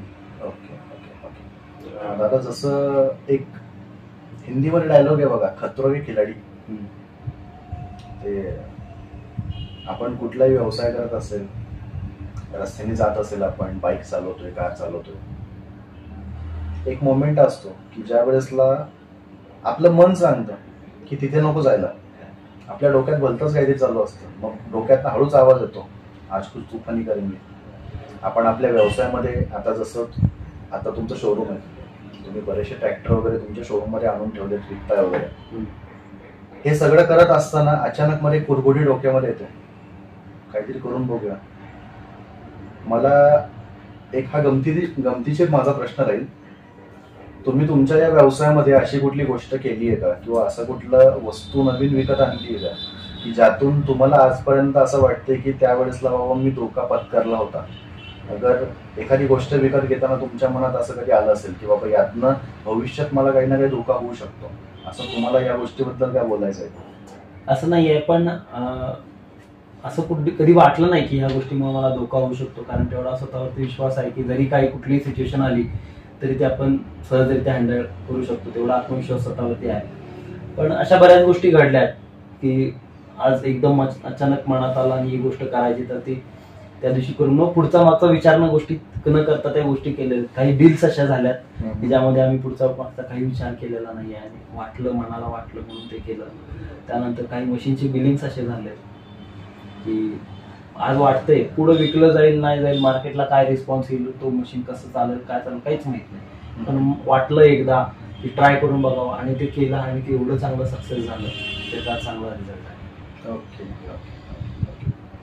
दादा मला कागदपत्रांसंबंधी आता ही गोष्ट विचारायची. जसं आपल्या या व्हिडिओमध्ये तुम्ही एकदा बोललात की आपण जी वस्तू विकतोय त्या वस्तूला RTO कडनं प्रमाणता नाहीये, ती वस्तू आपण रस्त्यावरती घेऊ शकत नाही, ती वस्तू आपण शेतामध्ये वापरू शकतो. बरोबर. याचा अर्थ सरळ गोष्ट अशी झाली की या वस्तू मागे, या ट्रॅक्टर मागे, जो पॉवर ट्रेलर ट्रॅक्टर आहे, या मागे कुठलंही कागदपत्र लागत नाही. बरोबर. तर मला ही गोष्ट प्रामुख्याने विचारायची की तुम्ही हे जे शोरूम चालू केलंय, तुमचं जे आउटलेट आहे, तर हे चालू करत असताना तेव्हापासून ते आज तागत तुम्हाला कागदपत्र नेमकी कुठल्या प्रकारची जोडावी लागली आहेत शेतकऱ्यांची तुमच्या वैयक्तिकसाठी? आता तुमचं हे शोरूम आहे, तुमचं शॉप आहे, जिथून ह्या तुम्ही सगळ्या वस्तू विकताय, तर हे सगळं करत असताना तुमचं स्वतःचं म्हणून तुम्हाला काय काय कागदपत्र लागली आहेत? मला शोरूम चालू करण्यासाठी पहिला लागलं ते म्हणजे GST सर्टिफिकेट, GST नंबर पहिला काढून GST सर्टिफिकेट काढावं लागलं. त्यानंतर शॉपात काढावं लागलं की दुकान चालवतोय तर त्यामध्ये किती कामगार आहेत, काय आहे ते. उद्योग परवाना जो आहे तो उद्योग परवाना मला काढावा लागला. Okay okay. 2 गोष्टी तर मला सगळ्यात महत्त्वाच्या आहेत. उद्योग आधार काढावं लागेल. 2-3 गोष्टी ज्या आहेत ही कागदपत्र काढून ठेवावी लागतात आणि वेळच्या वेळी अपडेट सुद्धा करावी लागतात. Okay okay. की परवाना आहे, कुठलंही दुकान जरी चालू करायचं म्हटलं आज रोजीला तरी सहज आपण उठलं आणि चालू केलं असं नाही होत. तर त्यासाठी त्या गोष्टीचे परवाने घ्यावे लागतात. ओके. दादा कुठलाही ट्रॅक्टर ज्या वेळेसला आपण आपल्या शोरूम मध्ये विकायला ठेवतो तर तो ट्रॅक्टर विकत असताना आपल्याला कुठकुठल्या बाबींवरती लक्ष द्यावे लागतं आणि त्या ट्रॅक्टरचा जो विक्री दर आहे हा आपण नेमका कुठल्या स्वरूपामध्ये ठरवतो? विक्री दर किंवा ट्रॅक्टर विकत असताना मुळात आपण शेतकऱ्याची गरज बघतो की त्याला नेमकी गरज आहे का. जर त्याला तेवढ्या मोठ्या मशीनची गरज नसेल तर आपण त्याला सजेशन देत नाही, त्याला आपण छोटी वस्तू घेण्यासाठी सजेस्ट करतो. त्याचे उपयोग त्याला आणि फायदे किती आहेत ते आपण त्याला समजून देतो. आणि दुसरं म्हणजे दर ठरवताना मार्केटला आज काय परिस्थिती चालू आहे, मार्केटला काय दर आहेत, ह्या गोष्टींचा अभ्यास करून त्यानंतर आपले एक्सपेन्सेस जे आहेत हे त्यामध्ये, आता एका मशीनमध्ये आपण प्रत्येक गोष्टीचे सगळे एक्सपेन्सेस नाही कव्हर करू शकत, तर त्या एक्सपेन्सेस जे आहेत आपले शोरूम चालवण्यासाठी लागत असतील, इन्व्हेंटरी ऍडसाठी लागत असतील किंवा मार्केटिंग, ह्या सगळ्या गोष्टींसाठी लागणारा जो टोटल मंथली एक्सपेन्स आहे हा मंथली एक्सपेन्स आपण डिवाइड करून त्यामध्ये ऍड करून मग शेवटी आपण ते रेट फायनल करतो. आणि आपल्याकडचे रेट्स हे निगोशिएबल आहेत, त्यामुळं असं नाही आहे की जे आम्ही सांगतो ते रेट्स फिक्सच आहेत आणि त्याच किमतीला वस्तू खरेदी व्हावी असं नाही. रेट्स निगोशिएबल आहे, त्यामुळं शेतकऱ्यांना तो एक बेनिफिट आहे. ओंकार दादा, जसं मगाशी तुम्ही बोललात की आपलं आतापर्यंत कागदपत्रावरती बोलणं होत आलेलं आहे. तुम्ही बोललात की बाबा एखादा शेतकरी ज्या वेळेसला तो ट्रॅक्टर विकत घेण्यासाठी येतो तर त्याकडनं आपण अशी बाबा कागदपत्र वगैरे घेतो. पण जर समजा त्या शेतकऱ्याला तो ट्रॅक्टर स्वतःच्या नावावरती घेतोय त्यावेळेसला हे करावं लागतं, नोंदणी वगैरे करावी लागते, तर त्या नोंदणीसाठी त्या शेतकऱ्याचे नेमके कुठकुठल्या प्रकारचे कागदपत्र जमा केले जातात? त्या नोंदणीसाठी शेतकऱ्याचं 7/12 उतारा, 8 उतारा, आधार कार्ड, बँक पासबुक आणि आधार कार्डला लिंक असलेला मोबाईल नंबर, त्याचबरोबर जर शेतकरी मागासवर्गीय प्रवर्गातला असेल तर त्याचा जातीचा दाखला, एवढे 4 ते 5 कागदपत्र प्रामुख्यानं जोडावे लागतात, जेणेकरून त्याला शासनाकडून पण फायदा मिळतो. Okay okay okay. आता बेसिकली आता आपण बऱ्याचशा ठिकाणी बघतो की एखादी नवीन वस्तू ज्यावेळेसला आपण विकत घेतो त्यावेळेसला आपण ते सगळं डॉक्युमेंट वगैरे देतो. मग काय ठिकाणी असं असतं की बाबा काय शोरूम मध्ये असं करतात, जसं आपण 4 व्हीलर 2 व्हीलर वगैरे झालं की त्या ठिकाणी आपण आपले डॉक्युमेंट वगैरे दिले की ते डॉक्युमेंटेशनच्या नावाखाली तिथे जे कोणी डॉक्युमेंटेशन करणारे व्यक्ती असतील तर ते त्या व्यक्तीकडनं 350-400 रुपये समथिंग काहीतरी चार्जेस वगैरे चार्ज करतात. तर मला हे विचारायचं की आपल्याकडं ज्या वेळेसला एखादा कस्टमर ती वस्तू विकत घेण्यासाठी येतोय तर त्यावेळेसला त्याच्याकडनं डॉक्युमेंटेशनच्या नावाखाली कोणी काय कसला चार्ज वगैरे घेतं का? डॉक्युमेंटेशनच्या नावाखाली आपल्या शोरूम मध्ये असेल तर कोणी कुठलाही 1 रुपयाचा चार्ज करत नाही. जो काही फॉर्म भरण्यासाठी 24 रुपये खर्च आहे, आज मार्केटमध्ये गेले तर तो फॉर्म भरण्यासाठी 100 ते 150 रुपये घेतले जातात, पण तो फॉर्म भरण्यासाठी फक्त 24 रुपये खर्च येतो. तर फक्त 24 रुपये आपण शेतकऱ्याकडनं आकारले जातात, बाकी कुठलेही पैसे आपण शेतकऱ्याकडनं घेत नाही. आता मगाशी तुम्ही जेव्हा आलात तेव्हा 1-2 शेतकऱ्यांनी फॉर्म भरले तर त्यांच्याकडून आपण फक्त 24 रुपयेच घेतलेले आहेत. दादा, एक आता सगळ्यात महत्वाचा प्रश्न, एखादा शेतकरी अगर एखादा ग्राहक तुमच्या शोरूम मध्ये येतोय, एखादा ट्रॅक्टर पाहतोय, पॉवर टेलर ट्रॅक्टर पाहतोय, त्याला ती वस्तू आवडते, त्याला आता ती वस्तू घ्यायची आहे बट त्याच्याकडे पैसे नाही, ऑब्व्हियसली अशा वेळेसला आपण त्याला लोन संबंधी म्हणून सांगतो. तर आपल्याकडनं जो कोणी व्यक्ती ही वस्तू विकत घेणार असेल तर त्याला आपण कर्जामध्ये कुठकुठल्या प्रकारे सहायता करू शकतो. आणि दुसरं म्हणजे जर त्या माणसाला या ट्रॅक्टर संबंधात जर लोन घ्यायचं झालं तर तो कुठल्या मार्गाने ह्या संबंधीचं लोन घेऊ शकतो? कर्जासंबंधी आपण त्याला एकतर तो सोसायटी मार्फत, त्यांच्या गावातल्या ज्या सोसायटी असतील तर सोसायटी मार्फत कर्ज उचलू शकतो, किंवा दुसरा ऑप्शन असा देतो की बँक ऑफ इंडिया कडून आपण त्यांना कर्ज पुरवलं जातं. त्यासाठी त्यांची जे आता सबसिडीसाठी जे कागदपत्र लागतात, 7/12, 8 उतारा, आधार कार्ड आणि बँक पासबुक, ही 4 कागद घेऊन बँक ऑफ इंडियामध्ये गेल्यानंतर तिथं सिबिल स्कोर चेक केला जातो आणि सिबिल स्कोरवरती डिपेंडंट त्यांना लोन अमाऊंट सँक्शन केली जाते. Okay okay. अशा पद्धती आपण कर्जाद्वारे सुद्धा मशीन आपण त्यांना उपलब्ध करून देऊ शकतो. Okay okay okay. पण ते डिपेंडेंट आहे की मशीनची कॉस्ट किती आहे त्याच्यावरती त्या गोष्टी डिपेंडेंट राहतात. Okay okay okay. ओंकार दादा, मला ऍक्च्युली कसं आहे माहिती आहे का, जसं आपल्या दोघांचं बोलणं सुरू झालं, ऑब्व्हियसली एक सुरुवात म्हणायची की ज्या वेळेसला आपल्याला पाहणारा जो कोणी व्यक्ती आहे तो त्यावेळेसला फक्त एवढंच पाहत होता की बाबा मराठीमध्ये कोणतरी बोलायला बसलंय, आज मराठीमध्ये आपल्याला नवीन काहीतरी ऐकायला भेटतं. ज्या वेळेसला तुमचे विचार ऐकले त्यावेळेसला मला देखील खूप छान वाटलं. मला म्हणजे म्हणता येईल ना की एक कमी वयाचा असा कोणतरी माणूस आपल्या समोर आज आपल्याला दिसतोय की बाबा ज्याचे विचार देखील बाबा अजूनही तेच आहेत, जसे जुने माणसं सांगायचे की तसंच आहे. मी आपल्या पॉडकास्टच्या मार्फत माझे एक मित्र आहेत मुंबईमधले, त्यांचा एक आउटलेट आहे, त्याबद्दलची थोडक्यात जाहिरात करण्याचा प्रयत्न करतोय. मंडळी, आपल्यातले असे कित्येक लोक आहेत की ज्यांना खरा छत्रपती शिवाजी महाराज कळलाय. मी एकरी नाव घेतोय त्याबद्दल माफ करा. आपल्यातले असे कित्येक लोक आहेत की ज्यांना खरे छत्रपती शिवाजी महाराज कळले. आपल्यातले असे अनेक लोक आहेत की जे लोक छत्रपती शिवाजी महाराज अगर छत्रपती संभाजी महाराज यांच्याबद्दल माहिती घेण्यासाठी आजही शिवचरित्र शंभूचरित्र वाचतात. आपल्यातले असे कित्येक लोक आहेत की ज्यांनी लहानपणी 4थीच्या पुस्तकामध्ये काय असेल तो छत्रपती शिवाजी महाराज वाचले असतील. त्यानंतर बाबा त्यांना सगळं काय असं कानावरनं गेलं असेल. आत्ताच्या घडीला नुकतीच एक फेब्रुवारी महिन्याची शिवजयंती येऊन गेली. आपल्यातल्या अनेकांनी डोक्याला टिळा लावला, हातावरती टॅटू काढले, हातात झेंडे घेतले, मिरवणुका काढल्या, आपल्यामुळे इतरांना त्रास होईल हे न पाहता वगैरे वगैरे बऱ्याचशा गोष्टी केल्या. एक माझा हा वैयक्तिक अनुभव मी तुम्हाला बोलतो. उत्तूरमध्ये माझा एक स्टुडिओ आहे. जसं आता आपण तुमच्या स्टुडिओला बसलोय तसंही माझा स्टुडिओ आहे. माझ्या स्टुडिओवरती त्या गावातले काही मुलं वर्गणी मागण्यासाठी आले होते. म्हटलं वर्गणी कसली? म्हटले जयंतीची. म्हटलं ठीक आहे, मी तुम्हाला वर्गणी देतो. हवं तर म्हटलं एक सभासद वर्गणी म्हणून म्हटलं माझं नाव लिहा. म्हटलं त्यामध्ये माझे 3 प्रश्न असतील म्हटलं छत्रपती शिवाजी महाराजांसंदर्भातले. मला तुम्ही त्याचं उत्तर द्या, मी तुम्हाला लगेच वर्गणी काढून देतो. माझा सरळ एक पहिला प्रश्न होता, छत्रपती शिवाजी महाराजांची जन्मतारीख कुठली हे तुमच्या सगळ्यांना माहिती, ती कोणी सांगितली? असा कोण व्यक्ती होता की ज्याला ती जन्मतारीख माहिती झाली आणि त्यांनी लोकांसमोर आणली? माझा पहिला प्रश्न. दुसरा प्रश्न म्हटलं, मला इतिहासाच्या पानांवरनं अशा एका व्यक्तीचं नाव सांगा ज्या व्यक्तीने छत्रपती शिवाजी महाराज पाहिलेत, छत्रपती संभाजी महाराज पाहिलेत आणि शहाजी राजे देखील पाहिलेत. आणि तिसरा माझा आवडीचा प्रश्न, जे लोक स्वतःला शिवभक्त मानतात असे कित्येक लोक आहेत. ते माझे व्ह्युअर्स असतील, जे कोणी माझा हा रील बघत असतील, जे कोणी माझा हा व्हिडिओ पाहत असतील, त्या सगळ्यांना माझा हा प्रश्न आहे. इतिहासाची पानं चाळा, अगर कुठेही जावा, तुम्हाला या प्रश्नाचं उत्तर सापडणार नाही. ते म्हणजे लोकांना छत्रपती शिवाजी महाराज शहाजी राजे इतपतचा इतिहास माहिती आहे, लोकांना शहाजी राजांचे भाऊ कोण त्यांचं नावच नाही माहिती. शोधा आणि सांगा. हे 3 प्रश्न माझे. मुलांना उत्तर नाही आलं. म्हटलं जावा मंडळात परत.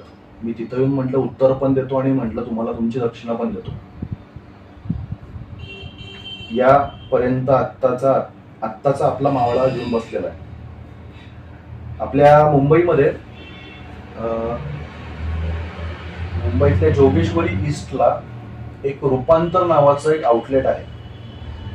गेले कित्येक वर्ष झाले ते लोक छत्रपती शिवाजी महाराज, छत्रपती संभाजी महाराज, आपला मराठी इतिहास याबद्दल अभ्यास करतात. त्यातून आपल्या मराठी बांधवांपर्यंत छत्रपती शिवाजी महाराजांचा संपूर्ण इतिहास. आता आपण काय करतो, संपूर्ण इतिहास म्हणजे फक्त शिवाजी महाराज वाचायला जातो. आपण इतरत्र मावळे वाचलेच नाहीत कधी, त्यामुळे आपल्याला माहितीच नाहीये. जसं आपल्या प्रत्येकाच्या घरामध्ये काल निर्णय असू दे किंवा महालक्ष्मी नावाचं मराठी कॅलेंडर लावलेलं असतं, तसं त्या कॅलेंडरमध्ये आपल्या महाराजांनी त्या दिवशी काय केलंय, आपल्या महाराजांसोबत जे कोणी सरसेनापती, सेनापती, मावळे होते त्यांनी काय केलंय, या सगळ्या गोष्टी वाचण्यासाठी किंवा ऐकण्यासाठी आपल्याकडे काहीच नाहीये. त्या लोकांनी त्या सगळ्या गोष्टींचा अभ्यास करून ते एक मराठी कॅलेंडर बनवलंय, ज्या कॅलेंडरचं नाव शिवदिनदर्शिका असं ठेवलेलं आहे. मंडळी, अतिशय उत्कृष्ट अशी ती दिनदर्शिका आहे. मला आवडीने त्यांच्याबद्दल बोलूशे वाटतं. त्या मागचं कारण असं आहे, मुळात तुम्हाला रोजची तारीख कळते, त्या तारखेचा दिनविशेष कळतोय आणि त्याच महिन्याचं पान ज्यावेळेसला आपण उलटतो त्यावेळेसला त्याच्या मागं संपूर्ण इतिहास कळतोय. आणि एका अर्थे ही आपल्या सगळ्यांसाठी चांगली गोष्ट असणार आहे. कमीत कमी एक वाचन म्हणून किंवा एक तुम्हाला उत्सुकता आहे या नात्याने का विना तुम्ही ते एकदा, खूप मी सांगत नाही की बाबा तुम्ही सबस्क्रिप्शन घ्या वगैरे वगैरे, एक माझा हा निस्वार्थी प्रयत्न राहील की बाबा त्या व्यक्तीबद्दल, अगर त्यांच्या आउटलेट बद्दल सांगावं.